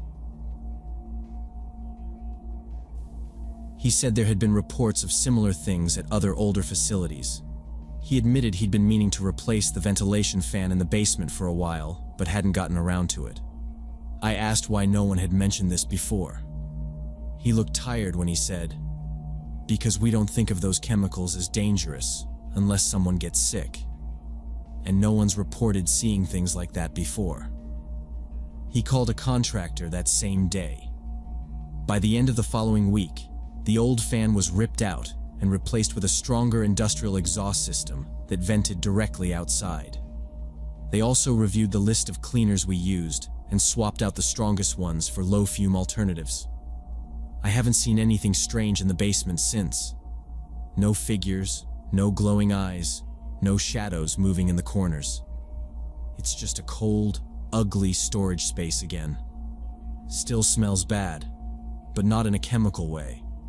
Just like old plastic and damp cardboard. I haven't told many people the whole story.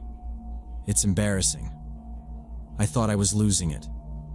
That something supernatural was happening. But it was just bad ventilation and cheap cleaning products. Now, every time I walk into a work area, I make sure there's airflow. I don't stay in closed spaces with strong fumes. I never go back into that basement without making sure the exhaust fan is humming above me. I still remember how real it felt, though. That glowing eye. The way it stared right at me like it knew I could see it. I know it was a hallucination, but it still felt like something was watching me. And part of me thinks it still is. Just not down there anymore.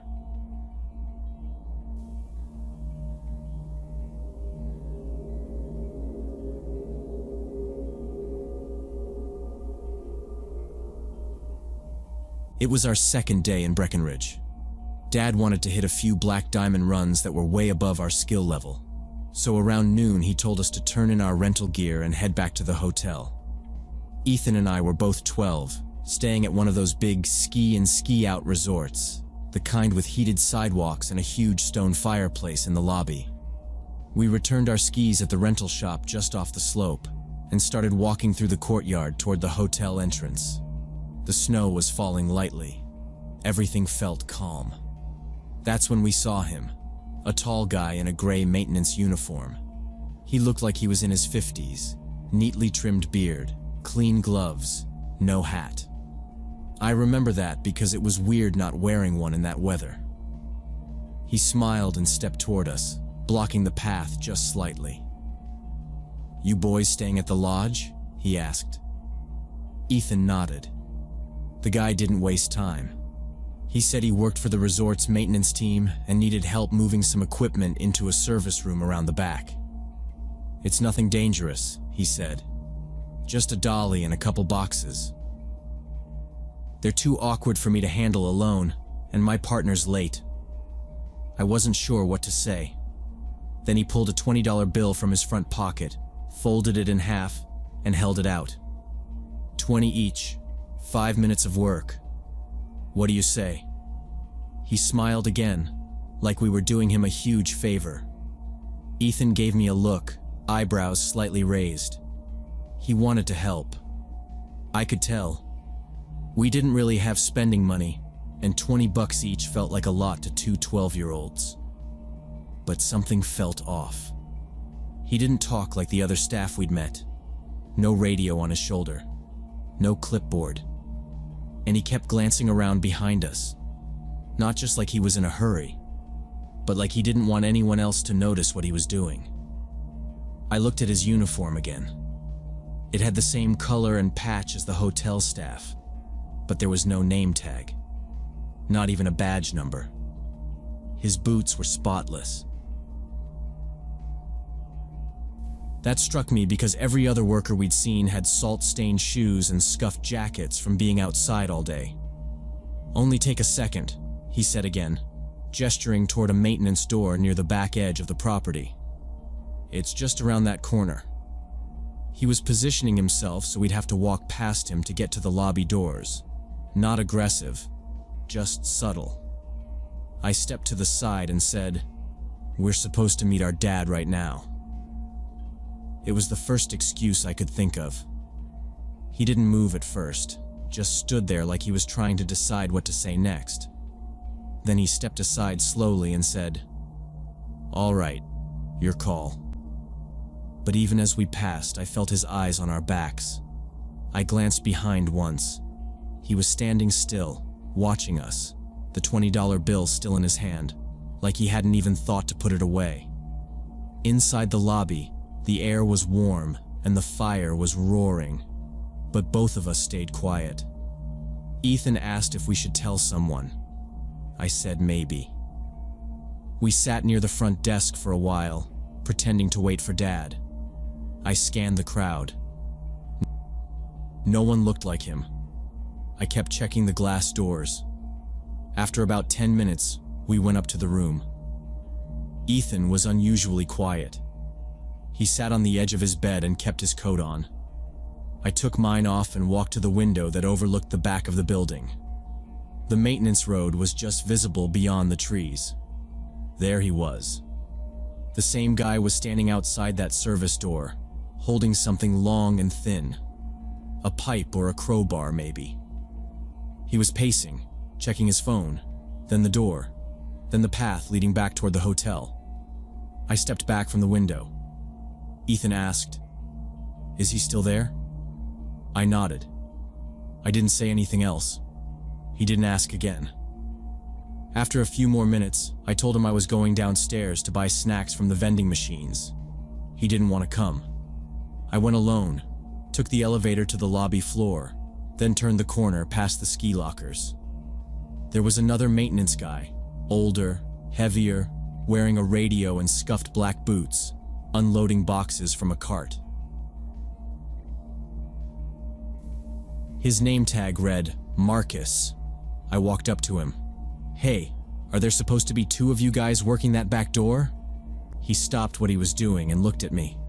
"What do you mean?" "There's a guy outside, says he's maintenance. He tried to get us to help him carry stuff into the building." Marcus narrowed his eyes. "Where, exactly?" I pointed down the hallway. "Back service door, behind the ski shop." He dropped the box he was holding and grabbed his radio. "Security, this is Marcus by the main locker hall. We might have a situation by the rear access door. Young guest reported a suspicious individual in uniform." The response came through quick. "Copy that.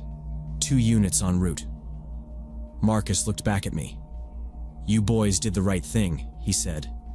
"Don't go back outside." I nodded. Then I walked away quickly and went straight back to the room. Ethan was sitting on the bed, coat still on, staring at the door. I told him what happened. We didn't go back outside until Dad got back. I told him politely that we needed to get back to meet our dad, but he didn't seem to accept that answer. His smile faltered for a second, then returned even wider, almost forced. He said our dad wouldn't mind if we helped for just a few minutes and that we'd be back before anyone noticed. He held the folded bills tighter, like waving them closer would change our minds. Ethan shifted his feet and took a small step backward. I saw his eyes flick toward the lobby doors. I moved slightly in front of him without even thinking. The man noticed our hesitation and suddenly changed tactics. Okay, he said, lowering his voice. 30 each. Just from the back door to the hallway. It's urgent. Really urgent." When we didn't say anything, he took a step forward and said, "You boys don't understand. When an adult asks for help, it's good manners to say yes. That's how it used to be." His voice was calm, but his words weren't right. He was standing between us and the elevators now, closer than before. My hands were cold, even though we were indoors. Ethan took another step back. "We have to go," he said, a little louder this time. The man didn't move. He just stood there with his arms slightly out, like he might grab one of us if we tried to run past. I glanced toward the front desk and saw one of the staff members walking out from behind the counter. That's when Ethan shouted. He said loud and clear, "We're late! Dad's waiting upstairs!" His voice cut through the noise in the lobby, and a few heads turned. I grabbed Ethan's arm, and we both started walking fast toward the desk. We didn't run. I didn't want him to chase us. The man came after us anyway, still talking. Hey, wait. I just need a hand for a minute. Don't make it weird." We didn't stop. The front desk clerk, a woman in a blue blazer, stepped around the counter with a confused look. Ethan pointed behind us and said, "That guy's bothering us. We need our dad." The man froze for just a second, then smiled again. "It's a misunderstanding," he said quickly. "They said they'd help me. I work here. I'm maintenance." The clerk didn't smile. "May I see your ID badge?" she asked. He patted his jacket like he was looking for it. "Must have left it in the locker," he muttered, backing toward the exit by the side hallway. "It's just... forget it. I was trying to do my job." The desk clerk didn't move. She picked up the phone and asked for security over the PA system. Ethan and I stood still, side by side, watching the man walk briskly away down the side hall. Before he disappeared through the door, he glanced back at us once. Just once. Security came fast. 2 guys in dark vests with radios clipped to their collars. One of them ran toward the side door where the man had gone. The other stayed near us, asking what happened. The desk clerk filled him in. A few minutes later, the radio on the guard's shoulder crackled. "He's heading into the garage, southeast exit." The guy next to us responded and hurried after them. I didn't even realize I was still clutching Ethan's arm until I let go. My fingers were stiff. They found him in the garage. He was standing next to a white panel van, trying to unlock the back doors with a set of keys that didn't seem to fit. When they called out to him, he ignored them. When they got closer, he tried to walk around the side like nothing was wrong. That didn't work. One of the guards stepped in front of him, while the other went around the rear. He tried to talk his way out again, but this time he wasn't calm anymore. His voice cracked. He said he was looking for something he'd dropped earlier. He said he was allowed to park there. He said the van belonged to his cousin. None of it made sense. When the guards asked to look inside the van, he refused. They didn't push him, just radioed for the police and kept him there until they arrived. Ethan and I were taken upstairs to our room. Our dad was already there, just getting in from the slopes. The desk had called him. When we walked in, he looked from me to Ethan and back again. He didn't say anything at first, just pulled us both into a hug. About 20 minutes later, someone knocked. It was hotel security, along with a uniformed police officer. They explained what they found. The man wasn't a guest. He wasn't on the payroll. The van wasn't registered to anyone staying at the resort. Inside his jacket, they found a small bottle labeled chloroform. Also, zip ties, several of them. In the van, blankets, rope, and duct tape. No tools, no ID. He gave a fake name and refused to answer questions. The officer asked if we'd be willing to give a brief statement. Our dad nodded. We sat down at the table and told them everything. How he approached us, what he said, what we noticed. The officer wrote it all down. That night, the hotel manager came to our room personally. He said what we did probably prevented something very serious. He thanked us for speaking up, for walking away, and for not trying to handle it on our own. I could tell our dad had been shaken up. He didn't let either of us out of his sight the rest of the trip. It's been years since that day. I don't remember most of the trip. I barely remember skiing. But I remember that man. The way he smiled. The way he tried to make us feel like helping him was normal. Like we'd be wrong to say no. Sometimes I think about what might have happened if we'd gone with him. Just for 5 minutes. Just around the corner. We didn't though. And I think that's what matters.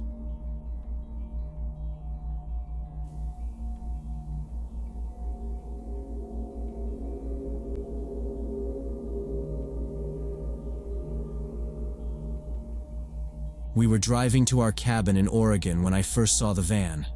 Mark was behind the wheel, his left hand tapping lightly on the steering wheel like he always did when the road got quiet. Our son Ethan was slouched in the back seat with his hoodie up, flipping through one of his graphic novels. It was early evening, and the light was starting to change, settling into that golden hour you get just before the sun sinks behind the tree line. We were halfway up a narrow mountain road, the kind that has no shoulder and just enough room to pass if someone's coming the other way. That's when the white van came up from behind and passed us. It didn't just pass. It veered into the other lane without signaling and swerved back hard in front of us like the driver was drunk or didn't care. I caught a flash of the driver's hands. He was wearing blue medical gloves. Not work gloves, not driving gloves. Nitrile, the kind nurses use. He gripped the wheel stiffly, elbows locked, no movement in the wrists. It made the way the van swayed on curves even weirder, like he wasn't adjusting much, just jerking the whole thing around with straight arms. I didn't say anything at first. I just stared at the license plate, which was partially caked in mud. The first 3 digits were visible. The rest was unreadable. Mark muttered, "Drunk or high," and I told him, "Just don't get too close." The van kept speeding up, then slowing down, slamming the brakes randomly like the guy couldn't decide if he wanted to race us or not. No turn signals, no hazard lights, just the brake lights flashing bright red every 100 feet for no reason. At one point, We had to slow down nearly to a crawl just to give him space. It didn't seem like he noticed us at all, even when Mark tapped the horn once when we rounded a corner and saw the van half in our lane. No reaction. The rear windows of the van were tinted, but not completely blacked out. You could still see inside if the angle was right, and the light hit just so. I stared, and then I saw them. People. At least 4, maybe more. Sitting upright, motionless, dressed in white. It wasn't until the van tilted slightly to one side around a bend that I realized they weren't just mannequins or weird cargo. They were people in hospital gowns, short-sleeved, bare arms, thin fabric, open in the back. Their heads didn't move when the van jerked. No bracing, no leaning. Just still. I didn't tell Mark at first. I kept watching. I wanted to be sure. The van would brake, lurch forward, and the figures stayed still. I squinted and counted again. 4 for sure. One near the middle shifted slightly in the seat. Just a small jerk of the shoulder like a twitch. That's when I spoke. "There's people in there," I said. "In hospital gowns. They're not moving." Mark glanced in the rear view, long enough to get a glimpse before the van pulled ahead on a long curve. I saw the way his face tensed. He didn't say anything, but I could tell he saw what I did. Ethan was still flipping through his book in the back seat. "Can we get there before dark?" he asked. Mark told him, "Yeah, almost there." His voice was tight. The van slowed again. We rounded a switchback and saw it sitting at the next bend, brake lights glowing. Then it moved, suddenly, jerking forward like the driver had stomped the gas. It vanished around the bend. Mark exhaled and said, "Let's just get to the cabin." I nodded but turned to watch as we crept up the next rise. The van wasn't far ahead, still weaving, still braking erratically. It had no visible company name, no bumper stickers, just plain white with some rust streaks near the bottom. One of the taillights was cracked and the back doors had dents in them, like something had hit them from the inside. I said, "Something's wrong." Mark didn't answer. He flipped his headlights to high beam even though it wasn't dark yet. The van pulled farther ahead and disappeared around a steep corner. For a second, I hoped that would be the last we'd see of it. Then we rounded the same corner and saw it again. Brake lights glowing. Slowing again for no reason. We weren't even going uphill anymore. I stared through the back windows again. The same figures. Same positions. No movement. I looked at their faces this time. They were all facing forward. None of them turned their head to look at us. Not even when the van jerked sharply right, almost into a ditch before correcting. Mark gripped the wheel tighter. He leaned forward like he was trying to make out the driver's face in the side mirror. The driver wasn't glancing back, just staring forward, hands still clenched on the wheel. One of the figures in the back twitched again, just the shoulder. Then stillness. We didn't talk for the next minute. The road narrowed even more, trees pressing in on both sides. I kept my eyes on the van. Its brake lights blinked on and off. Then it took a wide right curve and vanished from view. We came around a few seconds later, but it was gone. Nowhere. No road branching off. No place to pull over. Just empty gravel and a wall of trees. I twisted in my seat. Looked out the back window. Nothing behind us either. No tire marks on the gravel shoulder. No dust cloud. Just the winding road, quiet and empty. Mark slowed down a little. "Where the hell did it go?" he said. Ethan looked up from the back, finally paying attention. "What?" he asked. Mark didn't answer. We drove on another half-mile, still no sign of it. I kept turning back to look. No sound but the engine and the tires crunching gravel. We passed a small turnout, and Mark slowed down, peering into the tree line. Nothing there either. Just empty space. Mark exhaled hard through his nose. "It must have turned off somewhere," he said. But his voice didn't sound certain. I kept watching the road behind us in the side mirror until it disappeared around the next curve. The van suddenly turned off without signaling, veering onto a cracked asphalt road just past a bend. Mark slowed down instinctively. "What's that?" I asked, already leaning forward. A faded green sign stood on a wooden post just off the tree line.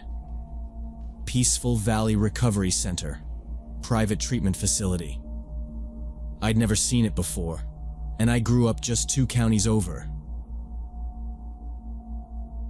The road it turned onto was narrow and lined with fir trees, overgrown in places, like it hadn't been used much by anyone except the people who worked there. "Should we keep following it?" Mark asked. He didn't sound eager. I shook my head. "No, just slow down. I want to see where it goes." We coasted slowly past the turn. The van rolled down the hill, through a rusted gate, and vanished around a corner. From the top of the ridge, I could see part of the facility. A few buildings, single-story, made of concrete and tan siding. The whole place was surrounded by chain-link fencing topped with barbed wire. "That doesn't look like any rehab center I've ever seen," I said quietly. Mark just kept driving. At the cabin, I tried to enjoy dinner. We grilled hot dogs and made a fire in the pit like we always did. Ethan threw rocks into the creek behind the house, laughing every time one made a splash. But I couldn't stop seeing those white gowns, those blank faces, that jerk of a shoulder, like someone trying to wake up. Later that night, when Mark and Ethan were asleep, I sat on the porch with my laptop. I typed Peaceful Valley Recovery Center into Google. The results were thin. One basic website with stock photos of forests and peaceful-looking patients sitting by a pond. No reviews, no address listed, just a contact form. The Our Program page had 3 sentences about holistic care and specialized support. No medical staff bios, no list of services, no mention of licensing. I sat there staring at the screen, uneasy. I searched Oregon state databases for licensed treatment facilities. Peaceful Valley wasn't on any of them. I checked the Better Business Bureau. Nothing. It didn't sit right with me. I took screenshots of the site and saved them. The next morning, while Mark was packing the truck for a fishing trip, I told him I needed to make a phone call. He rolled his eyes. "You're still on this?" I didn't answer. I waited until they were gone. Then I called the number from the website. A woman answered after a long pause. "Peaceful Valley," she said. Her voice was flat. I told her I was looking for treatment options for a relative. She asked if I had a referral. I said no. Then she said they only accepted patients referred through specific medical professionals. I asked who those were. She didn't answer.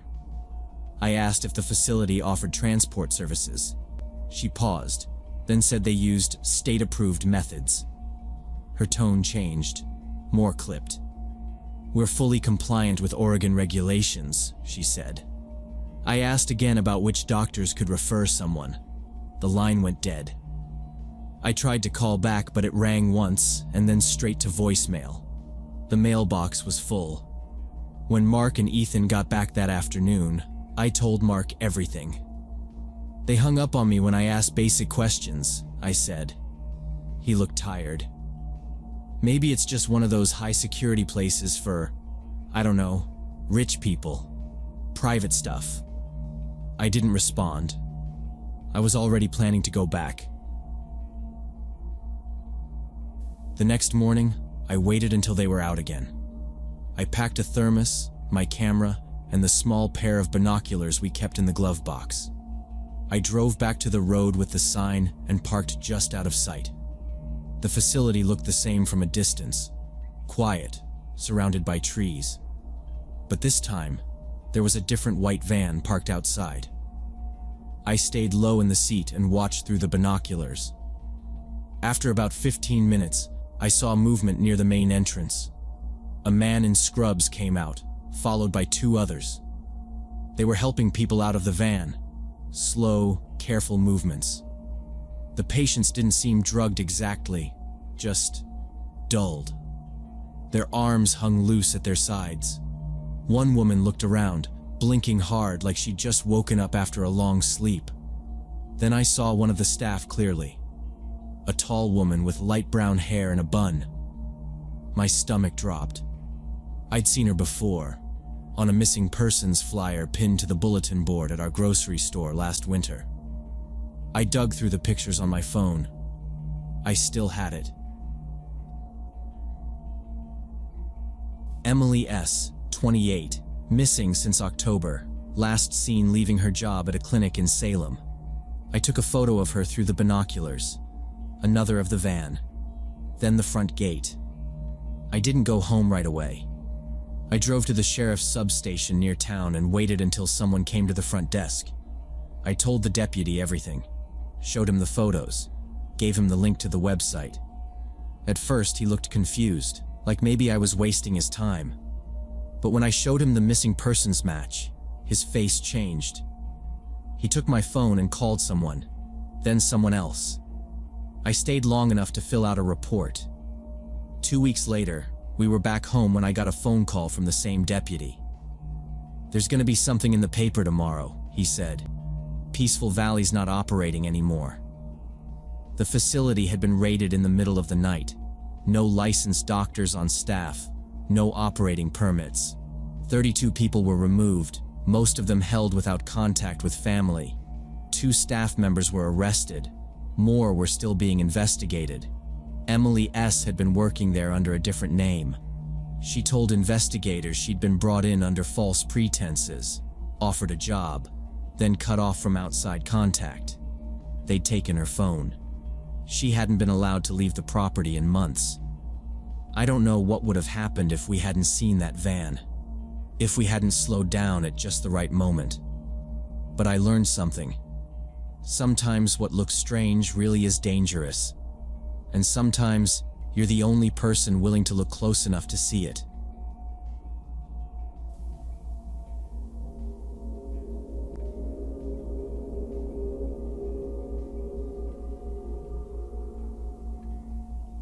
The power went out during the storm last August when I was 16. It had been a hot, sticky day, and when the sky cracked open just after sunset, the whole house seemed to exhale.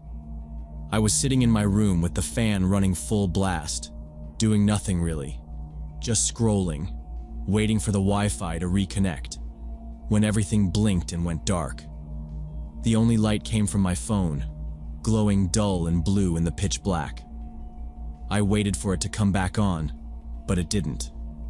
My parents were at my aunt's place, helping her move a giant old wardrobe up a narrow staircase. It was a whole thing that had been planned for weeks. I was supposed to go too, but begged out of it last minute. Jesse and Tom showed up maybe 20 minutes after the outage. Their parents were working late shifts, and I guess no one wanted to sit through a blackout alone. We sat in the living room with our phone flashlights propped on the coffee table, talking about nothing important. The storm didn't stop. It just kept going. Rain tapping hard on the windows, wind grinding the trees against the house. After a while, we got bored. We had no service, no lights, and no interest in sitting around sweating in silence. That's when Tom said we should play hide and seek. I laughed, thought he was joking, but he stood up and said, "Why not? No lights. Rain's dying down. Makes it more fun." Jesse shrugged and went along. I hesitated. The warehouse next to our backyard had been empty for months. Someone broke into it last year and stole copper wiring or something, made the local news. Since then, I didn't like being near it. You could see the edge of it from our fence. Long brick walls, busted windows on the second floor, a collapsed shed out back. It'll be better if we use the whole yard, Tom said. Warehouse makes it cooler, scarier. I looked out the back window. The rain had slowed to a drizzle. I don't know, I said. That place gives me a weird feeling. Exactly, Tom grinned. It's perfect. I should have said no. I should have trusted that uncomfortable twist in my stomach. But I didn't. I grabbed my hoodie and stepped outside with them. The air was thick and smelled like wet leaves and metal. Everything was slick and shining under the light of our phones. We agreed on rules. Backyard only. No going past the fence, no warehouse interiors. Just around it, if you were brave. Tom would count first. Jesse and I had to hide. We split up when Tom turned toward the house to count out loud. Jesse jogged toward the far side of the yard. I went the other way, circling the garden. I found a spot behind our wooden shed where I could crouch low between the compost bin and the back wall. It was muddy, but I could see most of the yard from there through a narrow opening. I killed my flashlight to avoid being seen. I watched the backyard through the rain. Tom's silhouette moved slowly as he walked, calling out fake guesses. Jesse? You behind the bench? He said, crouching down and lifting a tarp. Nope. Then I noticed it. At first, I thought it was a tree. Maybe a trick of the light. But something about the shape was wrong. Just barely visible past the fence, standing near the edge of the warehouse lot, there was someone. I froze. They weren't walking, just standing completely still by the tree line. Too far to see clearly, but close enough that I knew it wasn't Tom. I leaned forward, squinting, trying to make out the details. The person was tall, maybe a man. Shoulders hunched, arms stiff at their sides, facing directly toward us. I felt that sharp awareness kick in, like when you see a car swerve too fast down your street. Something's wrong. I wanted to call out, say something to Jesse or Tom, but I couldn't make my voice work. If I said anything, I'd give away my spot, and I didn't want that person to know I saw them. I pulled my phone out of my pocket. 3% battery. No signal. Just the lock screen staring back at me, blurry with rain. I ducked down lower behind the compost bin, breathing through my mouth. I kept watching the tree line. The figure didn't move. He just stood there, maybe 10 feet from the fence, not shifting, not reacting to anything. Tom had moved closer to the warehouse by then, yelling out Jesse's name. He was about 20 feet from the fence, and the figure had to be in his peripheral vision. But Tom didn't react, didn't see him. I looked toward where Jesse had gone, but I couldn't spot her. Nothing but dark bushes and the glint of wet leaves. I felt trapped. I didn't want to stay where I was, but I didn't know what direction was safe anymore. I thought about yelling anyway, just to see if the guy moved, but something told me not to. Then Tom got closer to the fence. He climbed up onto one of the cinder blocks we used to prop open the gate. He was goofing around, calling out like it was all still a game. I watched him turn toward the tree line for just a second. That's when he stopped moving. He froze. I saw him lower his flashlight, then slowly back down off the block. He didn't yell. He didn't say anything. He just walked back toward the middle of the yard where the picnic table was. I stayed low and kept watching the figure. Still hadn't moved. Tom stood there for a second. Then, quietly, he turned in a slow circle, scanning the yard. His voice was louder now, but tighter. Jesse? You there? No answer. He called out again. All right, game's over. Come out. No one moved. The figure at the fence was still there. Tom hadn't looked back at it again. I don't think he wanted to, and neither did I.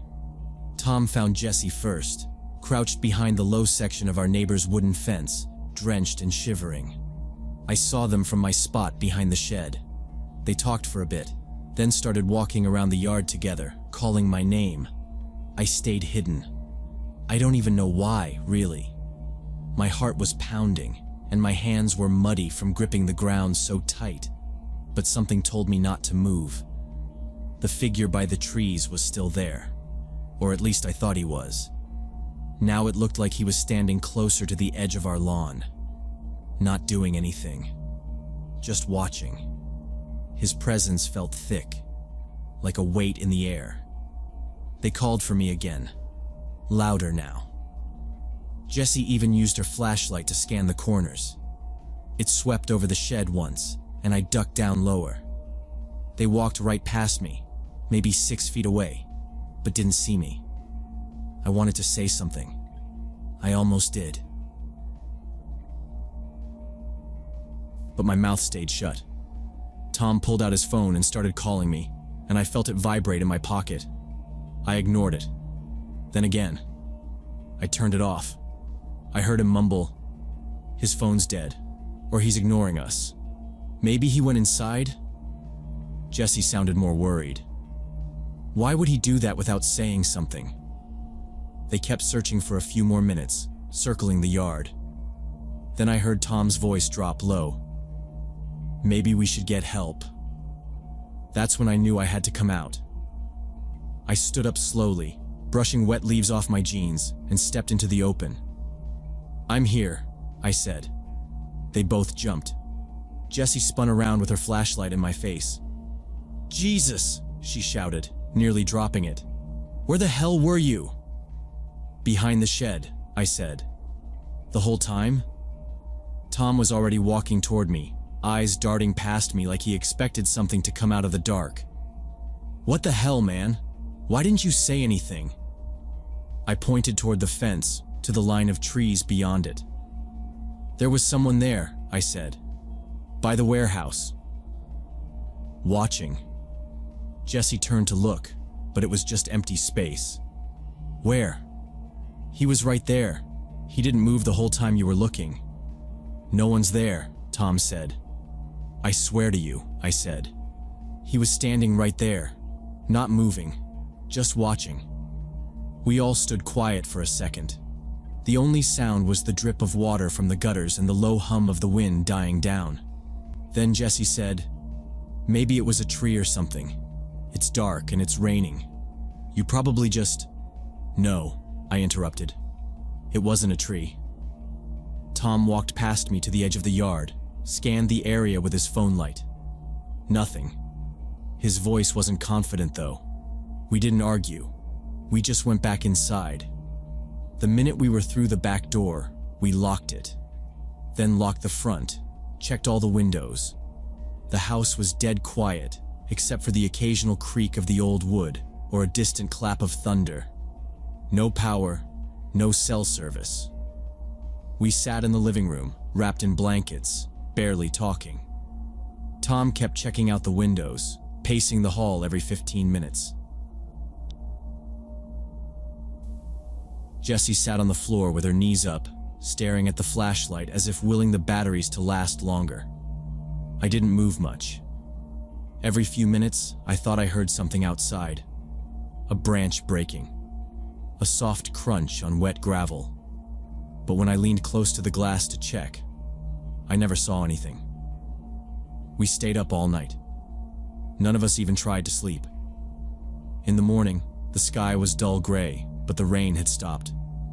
The power was still out, but we could hear birds again, and everything felt a little less heavy.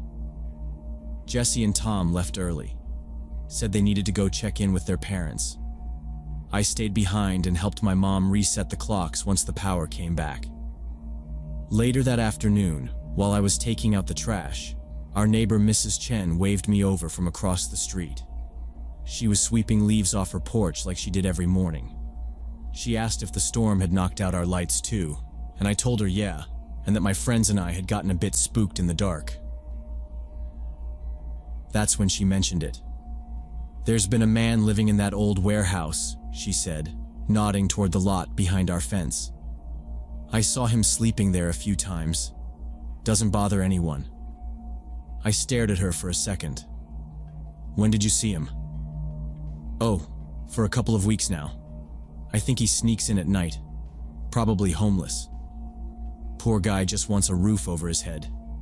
The city should really do something about that place, though. It's a hazard. I asked her if she ever talked to him. She shook her head. No. He keeps to himself. But he's quiet.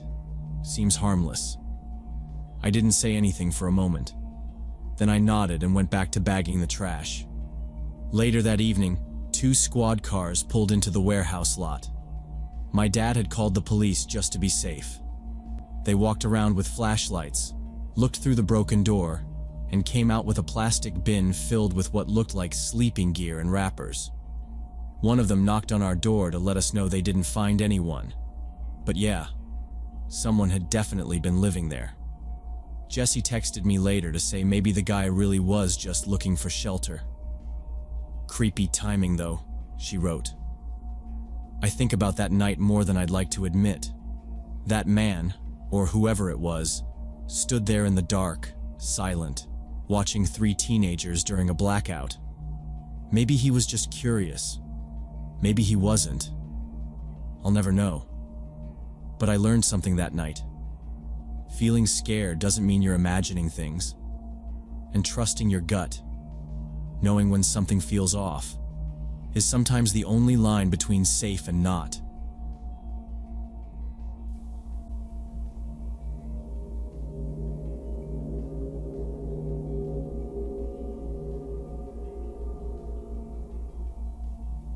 We started practicing in the old farmhouse because Brandon's uncle let us use it for free.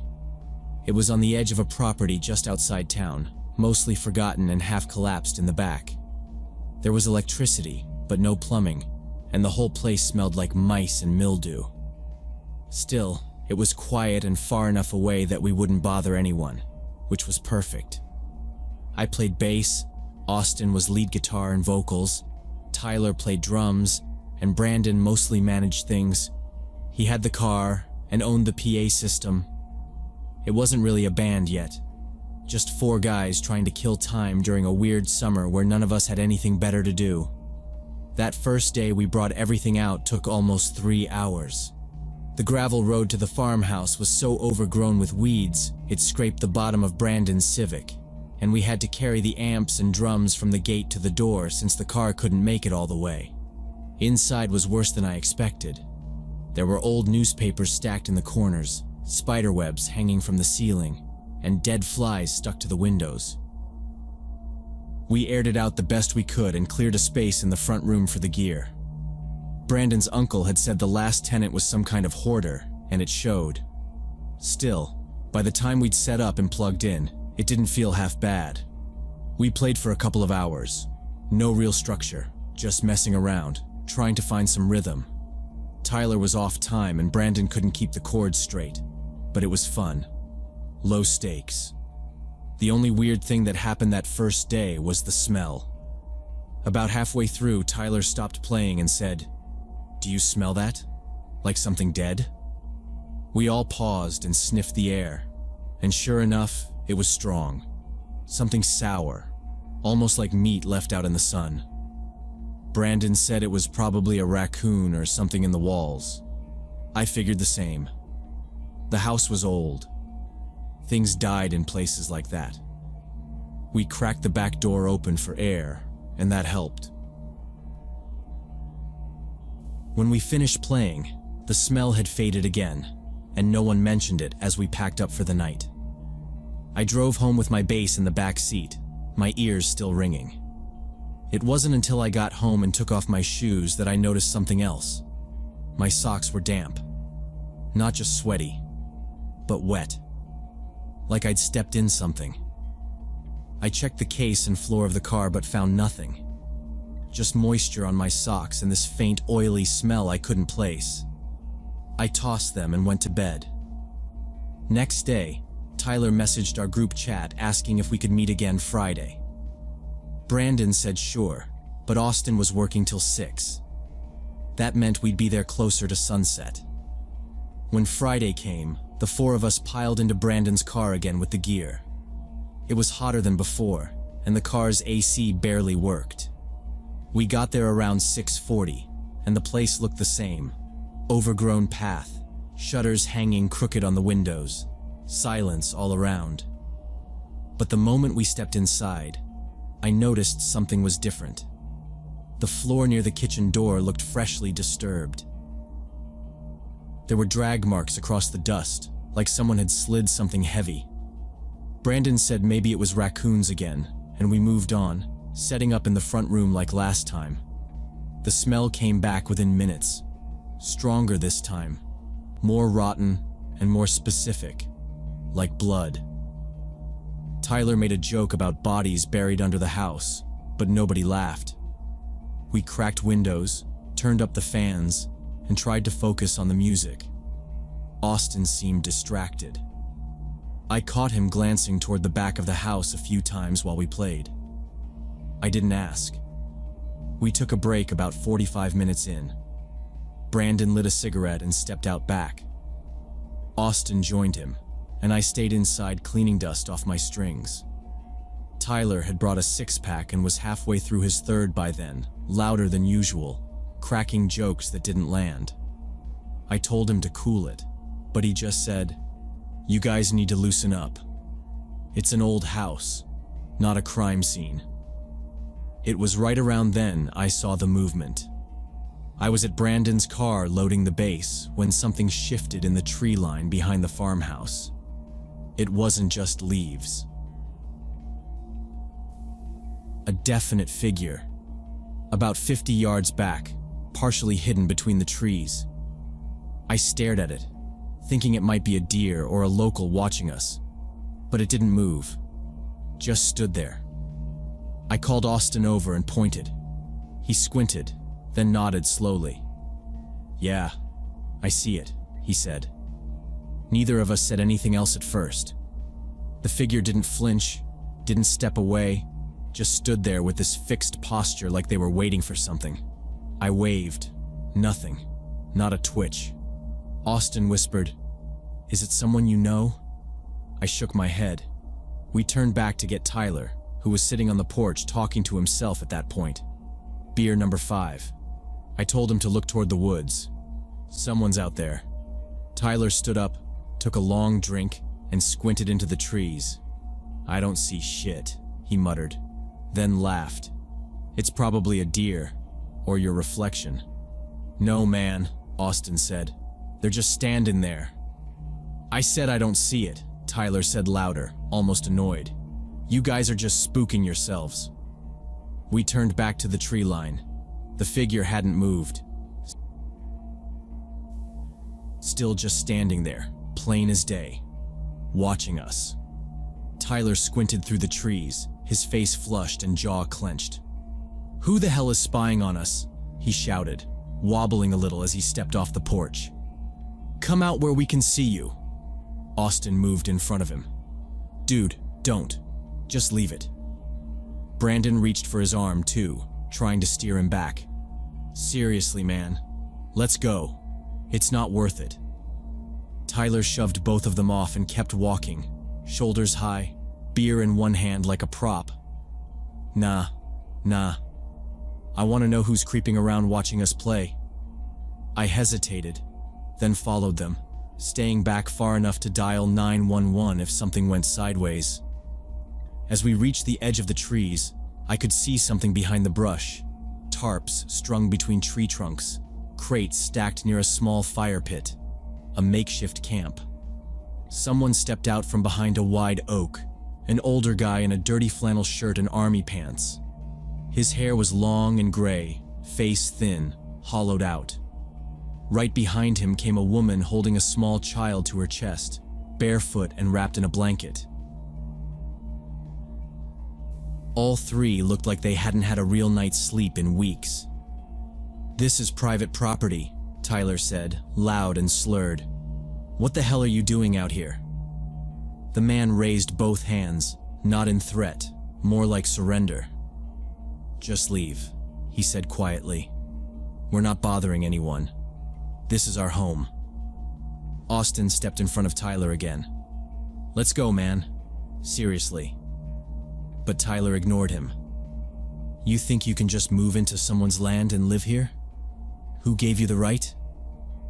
The woman backed away, clutching the child tighter. Her face was pale and tense. The man kept his voice calm, but I could hear it straining. "We've been here for months. We're not hurting anybody, please." Brandon looked at me, eyes wide. None of us expected this. We thought maybe a hunter or someone messing with us. Not a family. Not like this. "They need to leave," Tyler said, pointing a finger toward the tarps. "This isn't a damn campground. Pack up your junk and get out." "They're not doing anything," I said. "Let's just leave them alone." The man's hands were shaking. "Don't come any closer," he said. "Or what?" Tyler laughed. "You gonna throw leaves at me?" The man's eyes flicked to the ground. He reached down slowly and picked up a short piece of rusted metal pipe from beside a stack of firewood. Not raised like a weapon, held low, close to his side. Like he didn't want to use it, but might have to. Austin leaned into me. "We need to pull him out now," he whispered. "This is gonna blow up." Tyler didn't notice the pipe. Or maybe he didn't care. "This place isn't yours. You don't get to just squat here like rats."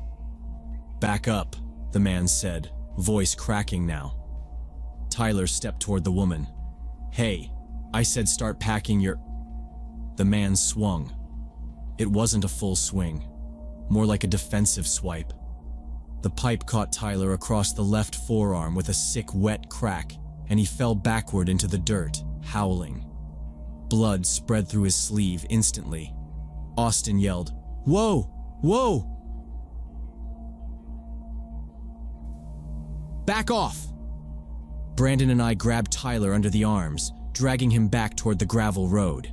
He was swearing and flailing, and every time we shifted his weight, more blood ran down his elbow. Austin ran ahead, already on the phone with 911, giving directions back to the farmhouse. When I looked back, the man had dropped the pipe. He was pulling his wife and child toward the trees behind the camp, vanishing into the deeper woods before the flashing lights even made it down the road. The paramedics arrived first, just as we got Tyler into the back seat of Brandon's car. They took one look at his arm and started working on him right there on the gravel. 12 stitches later, he left the hospital with his arm in a sling and a warning about infection. The cops took statements, asked us a bunch of questions, and did a half-hearted sweep of the woods. But no one was arrested. No one was charged. The property owner showed up later that week, said he'd had no idea anyone was living out there. He worked with a local shelter and ended up getting the family placed in temporary housing, at least for a while. We never went back to the farmhouse after that. Brandon found us a room at the community center. Fluorescent lights, carpeted floors. Not ideal, but safer. Quieter. Tyler stopped drinking at practice after that. Said he wanted to stay focused. None of us said anything. We just nodded. Sometimes I think about the kid in that woman's arms, barefoot in the dirt, watching 4 idiots with instruments argue like it meant anything. I wonder how close we were to something worse, something final. People think danger comes from dark alleys or strangers with weapons, but sometimes it's just one bad mix: alcohol, heat, pride, and someone who's got nothing left to protect but the ground under their feet.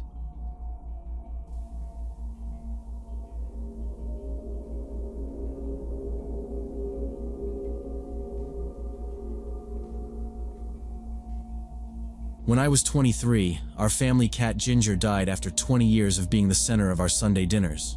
That orange tabby had this raspy, smoker-sounding meow he'd use like a siren the second any food hit the table. Chicken night was his Super Bowl. He'd sit right under the dining room table, rubbing against legs, clawing ankles sometimes, and yowling until someone dropped something. Usually Mom would just hand him a piece of skin or fat off her plate to shut him up. I think half the time she cooked extra just for him. After we buried him under the big maple tree in the backyard, same spot we'd buried our other pets over the years, the house felt off. Not quiet, exactly. Just wrong. Sunday came around, and we all sat down for dinner like normal. But there was this weird silence under the table. You know how sometimes you hear a sound so often that when it's gone, you still expect to hear it? That was us. Dad even joked, "Don't be surprised if we start hearing phantom meows. That damn cat's voice is probably embedded in the floorboards." We laughed, but no one really laughed. The next couple of weeks went by, and nothing out of the ordinary happened. It was fall, getting darker earlier, and Mom had started lighting candles on the table again. We were still doing the usual Sunday dinners, still saving Ginger's spot at the end of the table out of habit. None of us talked about it, but nobody moved their chairs over into his space either. Once, I swear I saw Emma, my sister, toss a tiny piece of skin onto the floor, then blink and remember he wasn't there. She brushed it under the rug with her toe and didn't say a word. It was just little stuff like that. Adjusting. Getting used to the new normal. The worst part wasn't missing the cat. It was the way his absence made us all look at each other like something was unfinished. Like we'd forgotten something important and couldn't remember what it was. Then, 3 weeks later, it happened. It was roast beef that night. Potatoes, carrots, everything.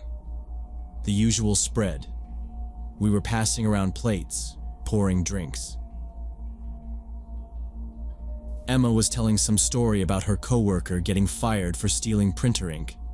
It was just noise, and we were all half listening. Then, just as Mom was cutting into her meat, we all heard it. That same dry, sandpaper meow. Not from outside, not from the next room.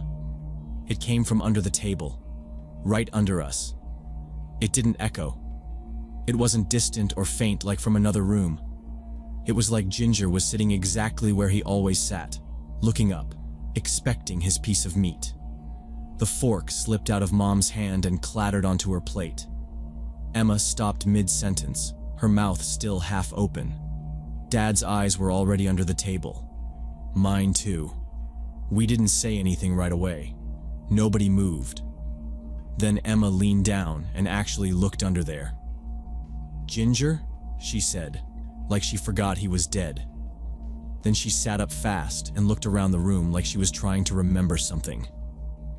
Dad gave a nervous laugh. "Did someone just..." Then he didn't finish the sentence. I think he wanted to believe one of us made the sound. But that wasn't it. We all heard the same thing, and we all knew exactly where it came from. It wasn't some weird creak or something shifting on the floorboards. We checked everything after dinner. Every corner of the kitchen, the hall, the basement door.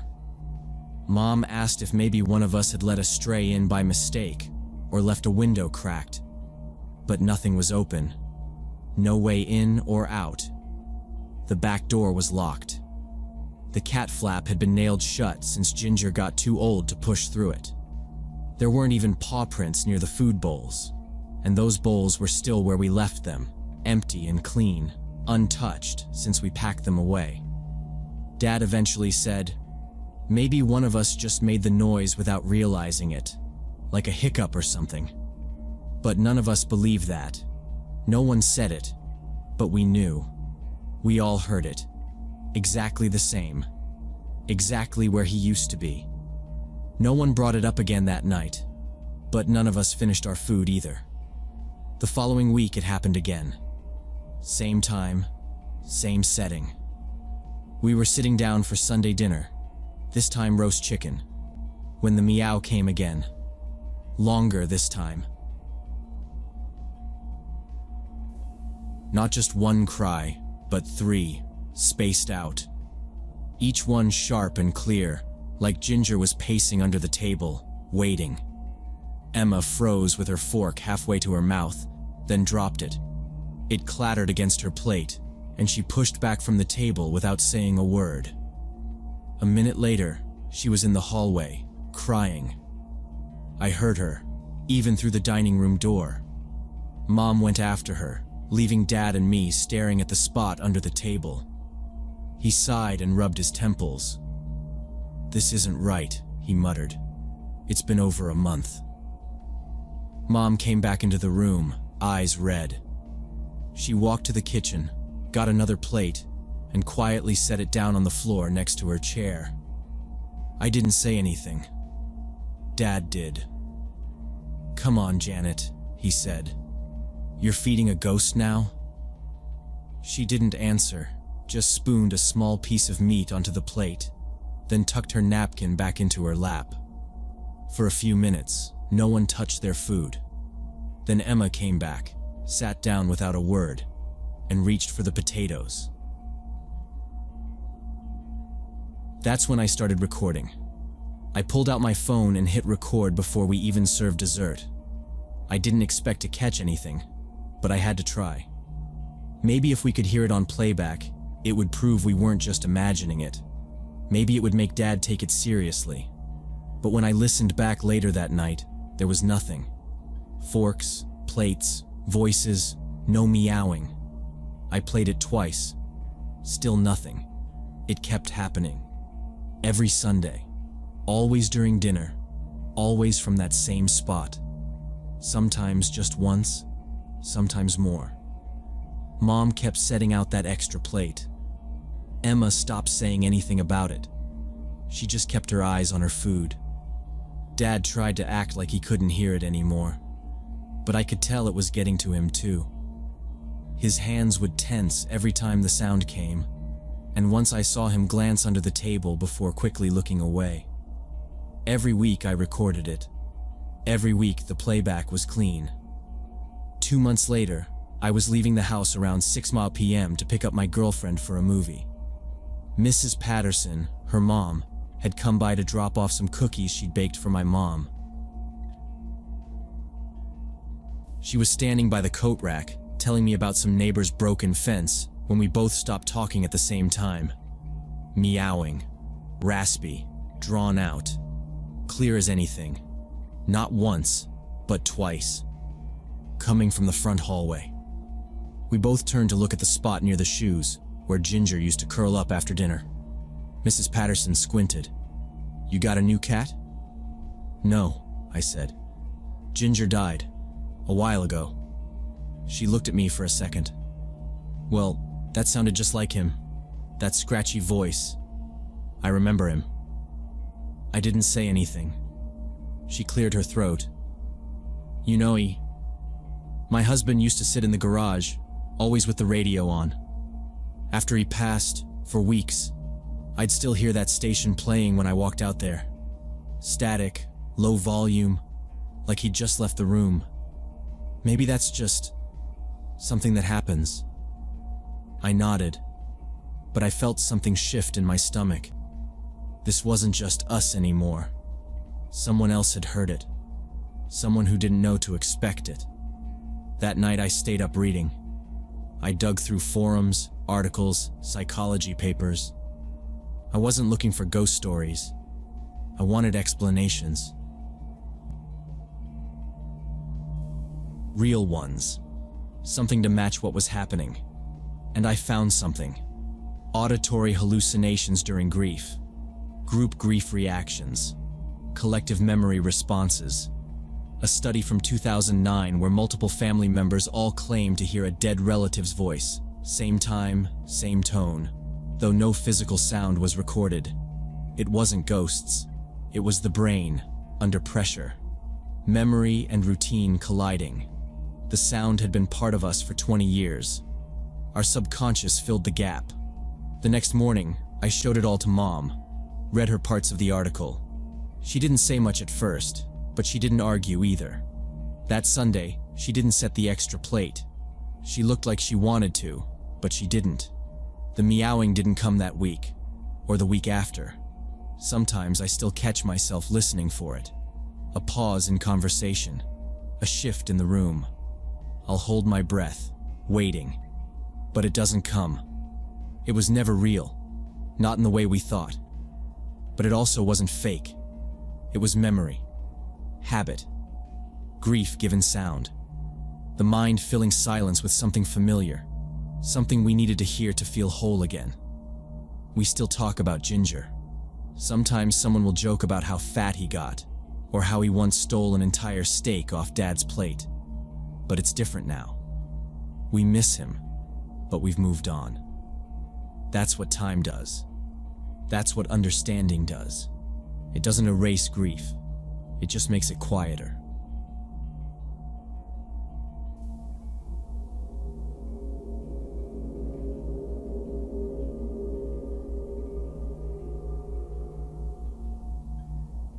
So last summer I went fishing with 3 of my buddies at this lake outside Houston for July 4th weekend.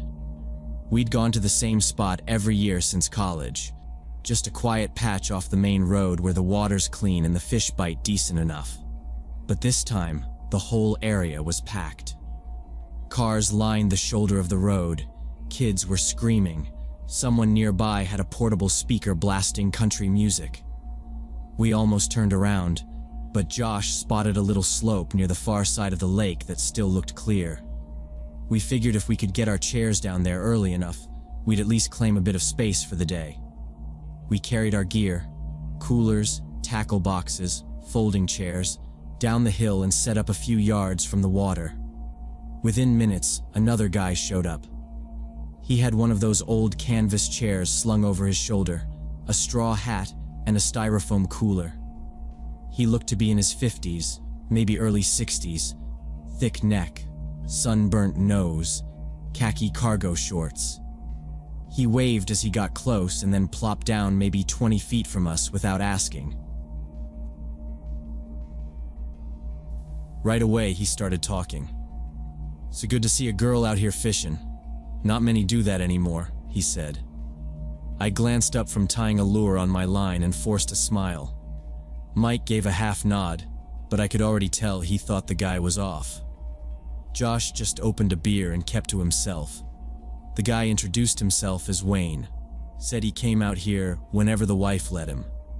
Then he started asking what kind of bait I was using, how long I'd been fishing, if I came out here a lot. I answered short and polite, but he didn't back off. Every few minutes he had another question: how old I was, where I was from, whether I fished alone sometimes. I adjusted my chair and angled my body toward the water, trying to look focused on my cast. But he kept talking like we were old friends catching up. I could feel him watching me as I baited the hook, eyes lingering too long. After the 4th or 5th time I didn't respond, he finally stopped asking questions. He just sat there quietly for a while, sipping from a can wrapped in a camo koozie, but I could feel him still looking.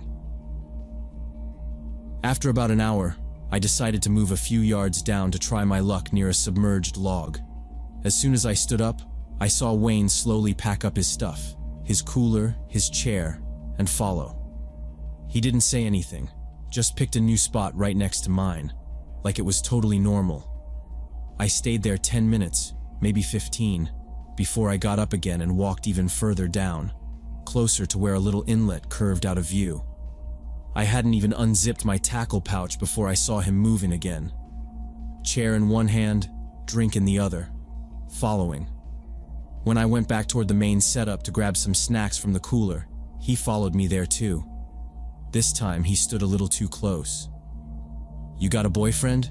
he asked, reaching into his own cooler. I didn't respond, just bent over to grab a bottle of water.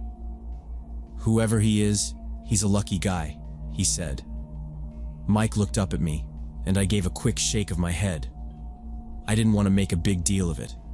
Not yet. We had all day out there, and I figured if I just stuck close to the guys, he'd get bored and move on. We repositioned our chairs a little farther from the waterline, trying to group closer together, but Wayne just shifted too. He was 30 feet away now, sitting on a slight rise so he had a clear view of our group. He didn't talk much anymore, just watched. I caught him staring at me more than once, and each time I looked over, he didn't look away. He waved once, smiling like we were in on a joke. At one point, I noticed he had binoculars. He told Josh earlier he used them for bird watching. That might have been true, but they weren't pointed at the trees. I saw the glass flash in the sun as he scanned toward our group again, and I watched him turn slightly, tracking movement. When I stared long enough, he lowered them and gave another wave, this one slower, more deliberate. I stood up and moved behind the guys, where I was out of his view. It wasn't until I circled around the other side that I saw he'd turned his chair completely, angling it directly toward where I'd been sitting. Not toward the water, not toward the trees, just facing our camp. Josh said, "Dude's weird."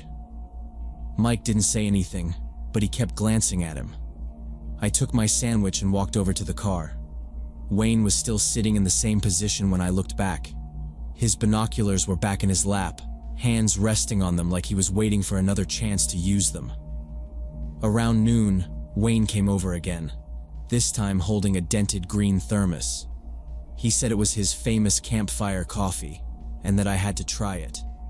I told him I was good, thanks, but he kept holding it out, saying, "Come on, just a little.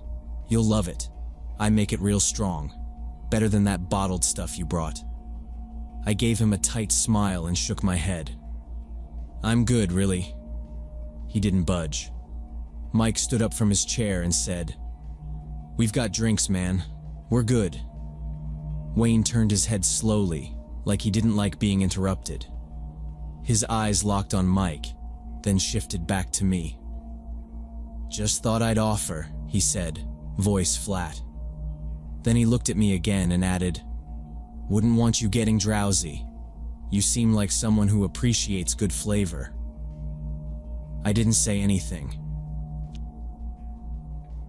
Josh cracked a joke, something like, "Dude, you always pitch this hard, or just when you think someone's cute?"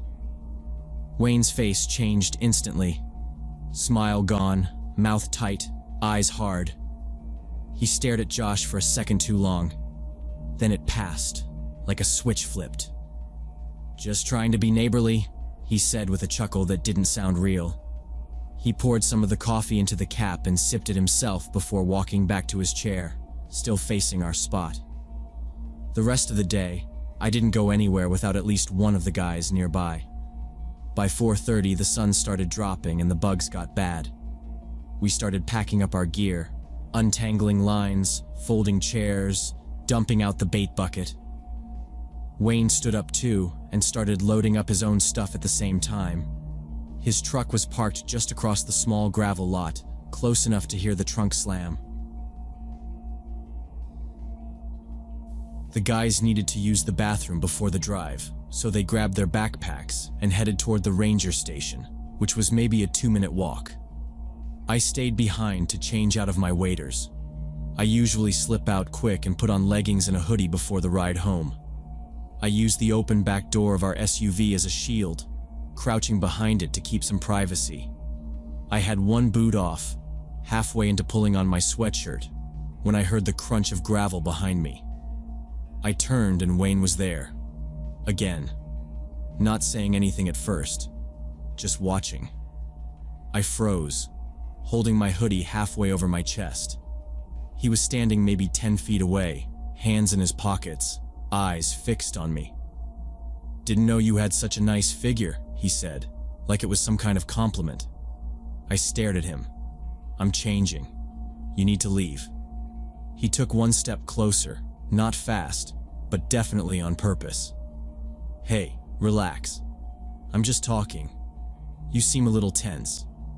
Thought maybe we could grab dinner, talk more." "You'd like my cabin, you really would." I kept my body half behind the car and tried not to show how my hands were shaking. "No, please leave me alone." He smiled, but not in a friendly way. "You don't have to be like that. I'm being nice here, not like I'm some stranger." I moved fast and leaned across the back seat, digging through my purse. My fingers closed around the small canister. I pulled it out and held it up in front of me. Back off. I'm not joking. I will use this. He lifted his hands slowly, palms out. Whoa. Whoa. Okay. No need to go full Rambo. His tone was mocking, like I was the one making it weird.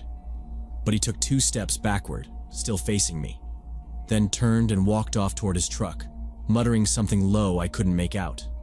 I watched him the whole way, one hand clutching the pepper spray, the other still holding my hoodie against my chest. Mike and Josh came back a minute later. As soon as they rounded the corner and saw my face, they knew something was wrong.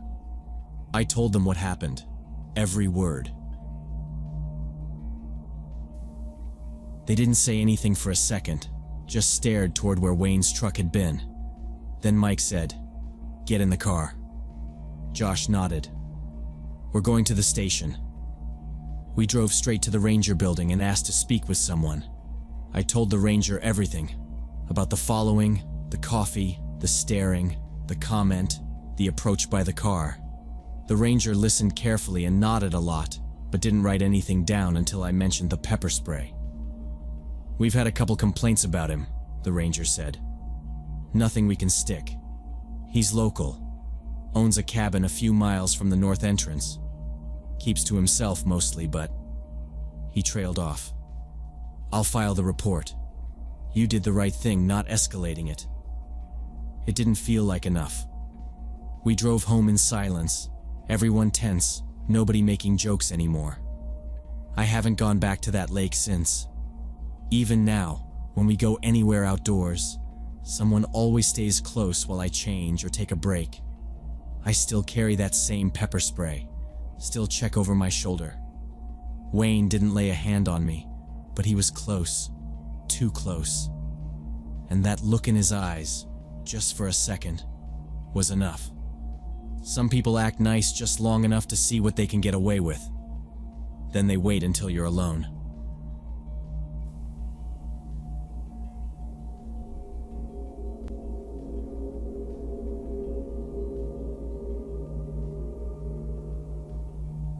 When I was going through my divorce 2 years ago, I rented this small house near a lake in Arizona to have a place for my son Ethan's weekend visits. He was 6 back then and taking the separation hard, so I wanted to give us a quiet place to hang out.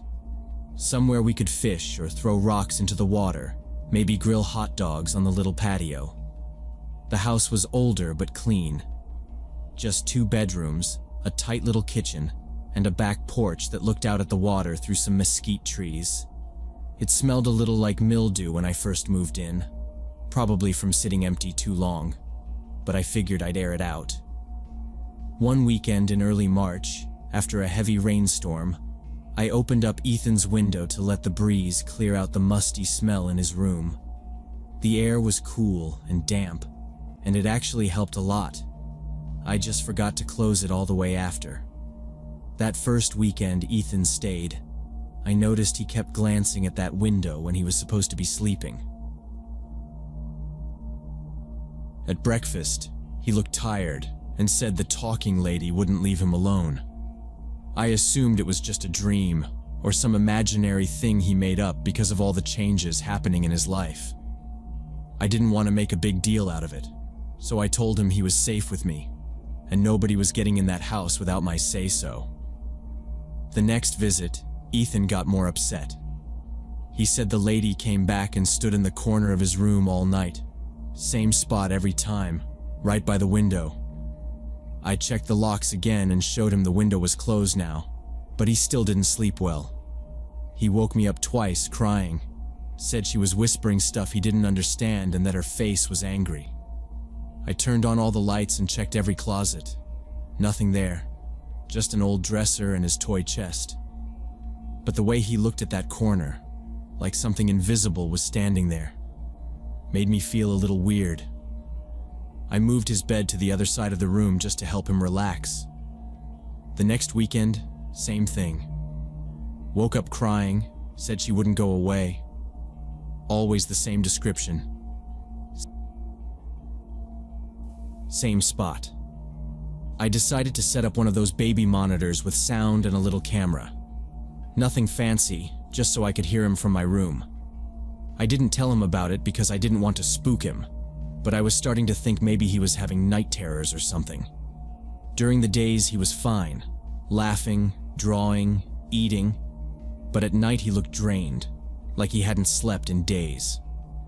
One morning I found him sitting on the hallway floor wrapped in a blanket. Said he couldn't stay in his room anymore. I asked his mom if he was acting weird at her place. She said no. He slept fine at her house. That confused me. I started to wonder if maybe it wasn't just in his head. Maybe something about that room, drafts, creaky walls, a weird smell, was freaking him out. I checked again, felt around the walls, the window, the floorboards. I even looked outside under that window, thinking maybe animals were getting up close and scratching or something. But I found nothing. Just leaves and dirt. That Saturday night I decided to stay up. I kept the monitor next to me and set an alarm for every 2 hours. I figured I'd get up and check on him before he had a chance to get scared. Around 2:30 a.m., I heard some rustling on the monitor. Not crying, not talking, just a kind of shifting noise, like sheets moving. I went down the hall and peeked in. Ethan was sitting up in bed, staring right at that corner. He didn't see me at first. He was whispering something under his breath. I stepped in fast and flicked on the light. He jumped like he'd been hit. His face went pale. He said, "She's mad you scared her." I asked who, and he just kept saying, "The talkin' lady." The air felt off in that room, like heavy and warm, even with the AC on. I checked the vent, the walls, the window. Still locked. I didn't sleep the rest of the night. Next morning, I made pancakes. Tried to play it cool. But I noticed he was drawing again. Something in the corner of the paper. A figure with a big mouth and wide eyes. The same figure in every drawing that weekend. Same position. Bottom right corner of the page, standing near a window. I didn't know what to do. I didn't believe in ghosts or anything like that. But something was wrong. Not with the house, maybe, but with how my kid acted when he was inside it. That night I turned the baby monitor volume all the way up. I set up a small camping lantern in his room so it wouldn't be totally dark. Around 1 a.m., I heard a sharp noise, like a breath catching, followed by Ethan gasping. I ran down the hall. The door was slightly ajar. He was in the middle of the floor, holding his knees to his chest. "She got closer," he said. I looked at the monitor screen. It was fuzzed out, like old static. I tapped it. Nothing. I closed the window for good after that, screwed it shut with a bracket. I told Ethan we'd sleep in the living room from now on. He didn't ask why. He just nodded and curled up on the couch while I sat in the recliner with the monitor in my lap. He didn't wake up that night, but I still did. Around 3 a.m., I heard something, just a soft scrape, like a fingernail on glass. That Friday night, with Ethan at his mom's place, I had the house to myself. It was just after 2 a.m. when the noise came through the baby monitor. I hadn't even realized it was on. Just background static I'd gotten used to. But then I caught something strange. A soft, low humming. Faint, but steady, like someone trying to soothe a baby to sleep. I sat up, muted the TV, and leaned in. It was still going, almost musical.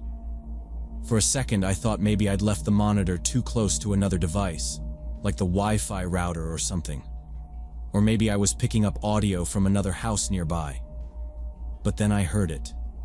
A woman's voice, clear and smooth, like she was standing right in the room, said, "Ethan, honey, are you awake?" I froze. The voice wasn't mine. It wasn't his mom's. And Ethan wasn't even there. I grabbed the flashlight off the nightstand and walked down the hall slowly, staying close to the wall, trying not to breathe too loud. The baby monitor in my hand crackled once more, and I swear I heard the faint shuffle of movement right before I pushed the door open. The room was empty. Same as I'd left it earlier that day. The bed was made. The light from the hallway spilled across the floor, showing the edge of his nightstand, a few scattered books, and the little blue dinosaur lamp that hadn't worked in months. Nothing looked disturbed, except the window. It was cracked open again. Just a sliver, like someone had touched it recently. I closed it hard and locked it, then backed out of the room and shut the door. My hands were shaking. I didn't sleep. I sat on the couch staring at the hallway, the monitor in my lap, until the sun came up. Right after daybreak, I called my neighbor Dave.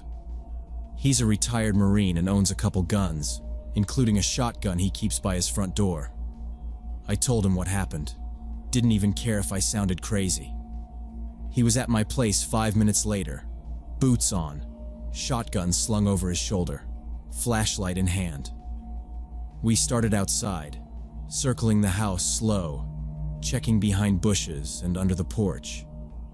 It had rained lightly the night before, and the dirt along the side of the house was still soft. That's where we found them. Footprints. Small ones, like a woman's, not bare, shoes, but the same tread repeating in a weird looping pattern right under Ethan's window. The ground was all pressed down, the grass flattened, some of the flowers along the wall trampled like someone had been standing there for a long time, watching. Dave crouched down and ran his hand over the dirt. "They've been here more than once," he said. "Same spot, same pressure. She comes here a lot." We called the sheriff. A deputy came out, asked a few questions, took some photos, but there wasn't much they could do. No signs of forced entry, no cameras, no witness. The most they could offer was extra patrols in the area for the next few weeks. That night, Dave brought over a thermos of coffee and we took shifts watching the house. He stayed up until midnight while I tried to nap. Then I took over from 2 until morning. Nobody came. No noise. No footsteps. Just a dead quiet yard and the sound of bugs clicking in the trees. But the next morning, we found someone in the backyard. Carol. She lives across the street. In her 60s, lives alone. Always kind of strange, but mostly harmless. Folks in the neighborhood look out for her, but she has episodes sometimes. That morning, she was wearing a pink housecoat and slippers, slowly wandering near the back fence like she was lost. Dave walked out first, keeping his voice calm. "Carol, what are you doing out here?" She blinked at him like she just noticed where she was. "I was looking for my cat," she said. "She got out last night." Her eyes moved around, not really focused. I came out too and asked if she needed help getting back to her place, but then she said something that stopped me cold. "Is little Ethan okay?" Neither of us had mentioned Ethan by name. I never talked to Carol, never brought Ethan over to meet her, and I sure as hell didn't tell her when he stayed with me. Dave looked at me, then turned to her again. "How do you know Ethan's name?" Carol blinked again, tilted her head like she didn't understand. "He's always playing in the window," she said. "I hear him. He talks so sweet." She smiled a little too wide, and then walked off without another word. We didn't call the sheriff again. Wouldn't have made a difference. But that afternoon, Dave helped me install security bars over all the ground floor windows. We added motion lights too, and I replaced the baby monitor with a smart cam I could watch from my phone. Now, when Ethan visits, I keep that baby monitor cranked to full volume. I walk the perimeter before bed and double-check every lock. I still let him sleep in his room because I don't want to scare him, but I don't sleep much when he's here. I think about Carol sometimes, about the way she looked at that window, about the voice I heard. It could have been her, maybe. Or maybe she just hears things that aren't there. But whether it was her or not, someone was watching. Someone was outside my kid's bedroom in the middle of the night, whispering his name through the dark. That's the part that sticks with me. How close they got without me even knowing. You think your home is secure. You think locks and walls keep the bad things out. But sometimes they don't. Sometimes the bad things are already standing outside, waiting.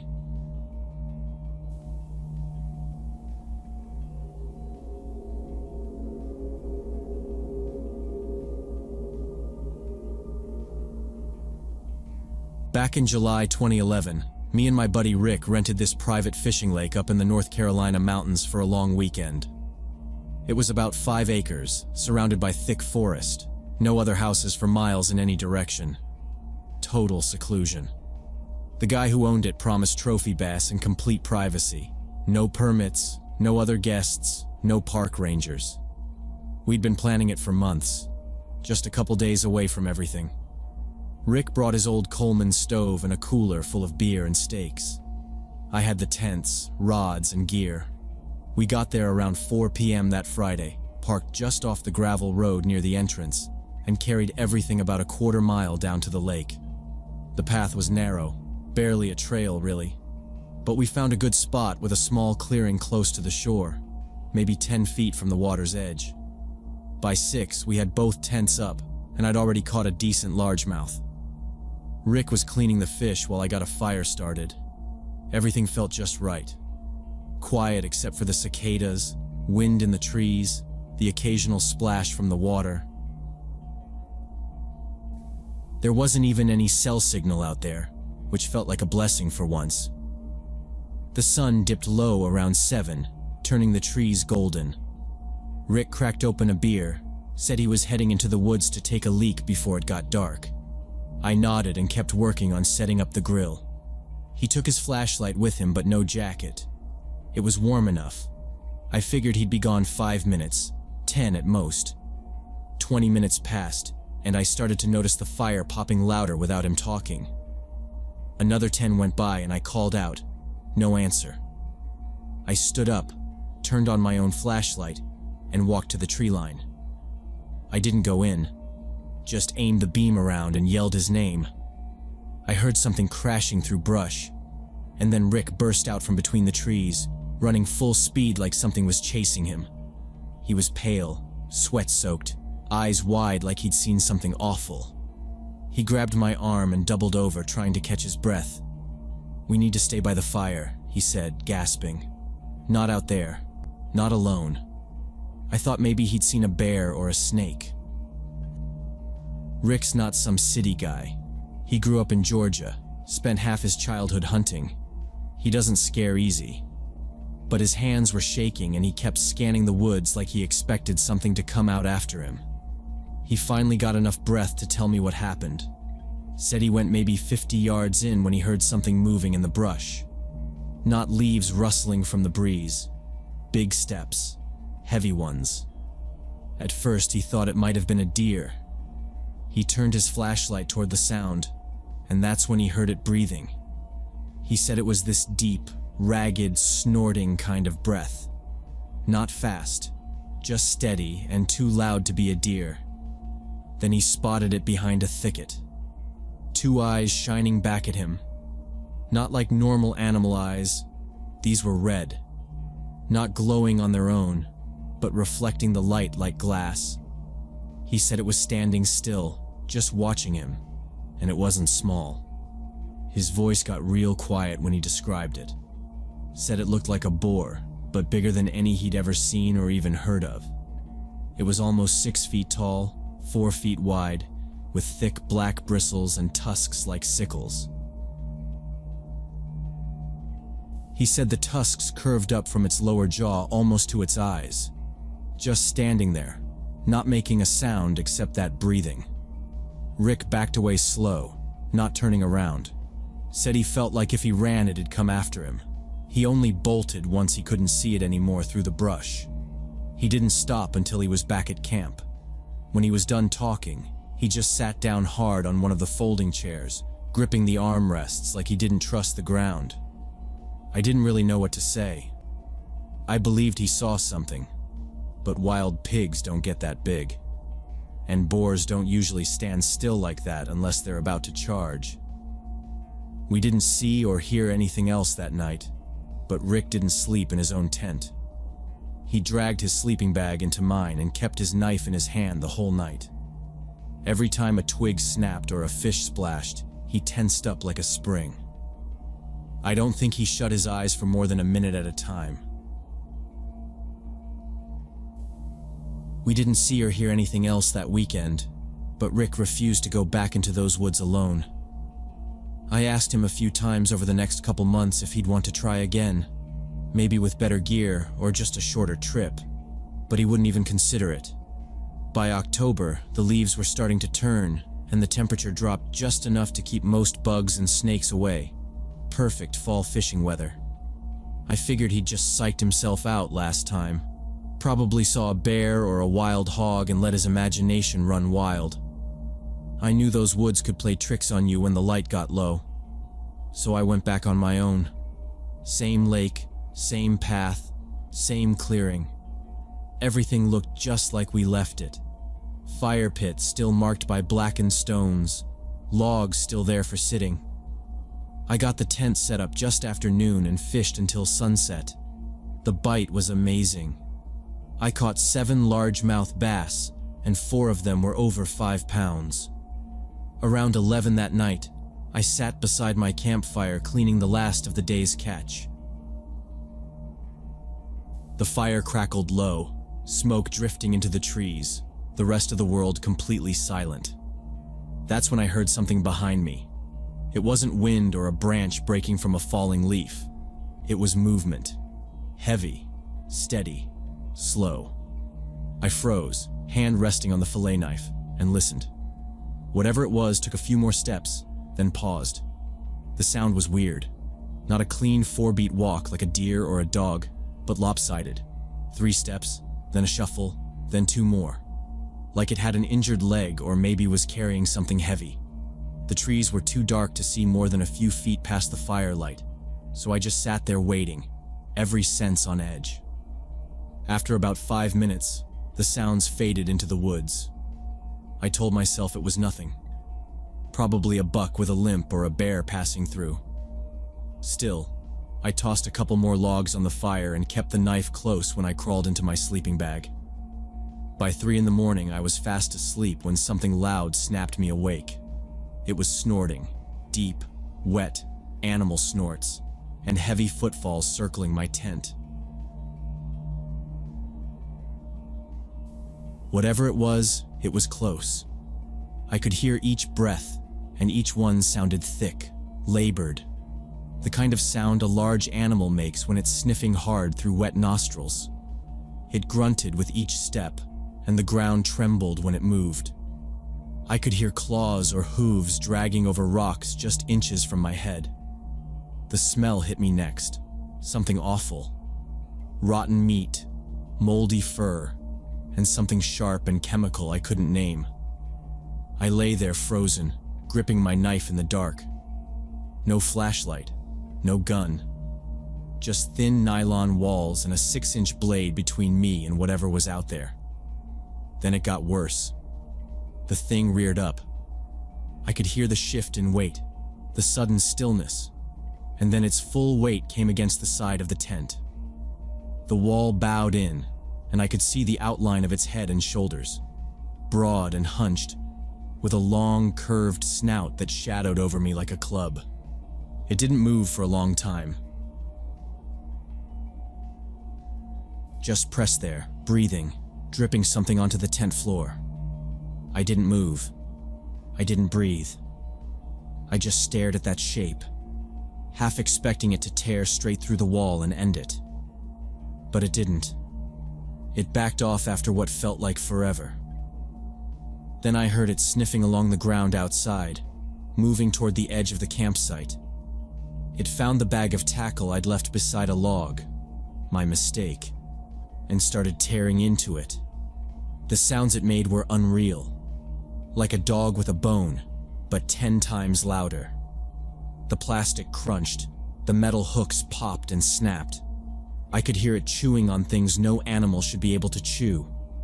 Some of those lures had steel leaders and treble hooks. Didn't matter. It sounded like it was enjoying it, letting out these deep, satisfied grunts as it chewed.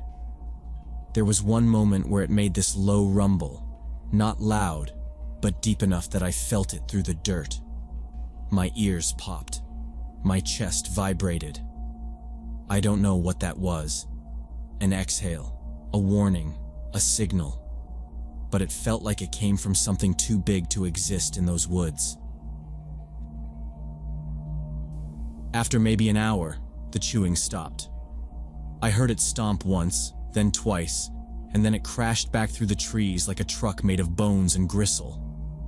I lay there until dawn, every sound after that twisting my nerves tighter. I didn't even zip the sleeping bag, just waited, knife in hand, eyes wide. As soon as the sky started to gray, I unzipped the tent and packed everything with shaking hands. No breakfast, no coffee, no second thoughts. The air still stank of rot and wet animal, and there were broken lures scattered everywhere.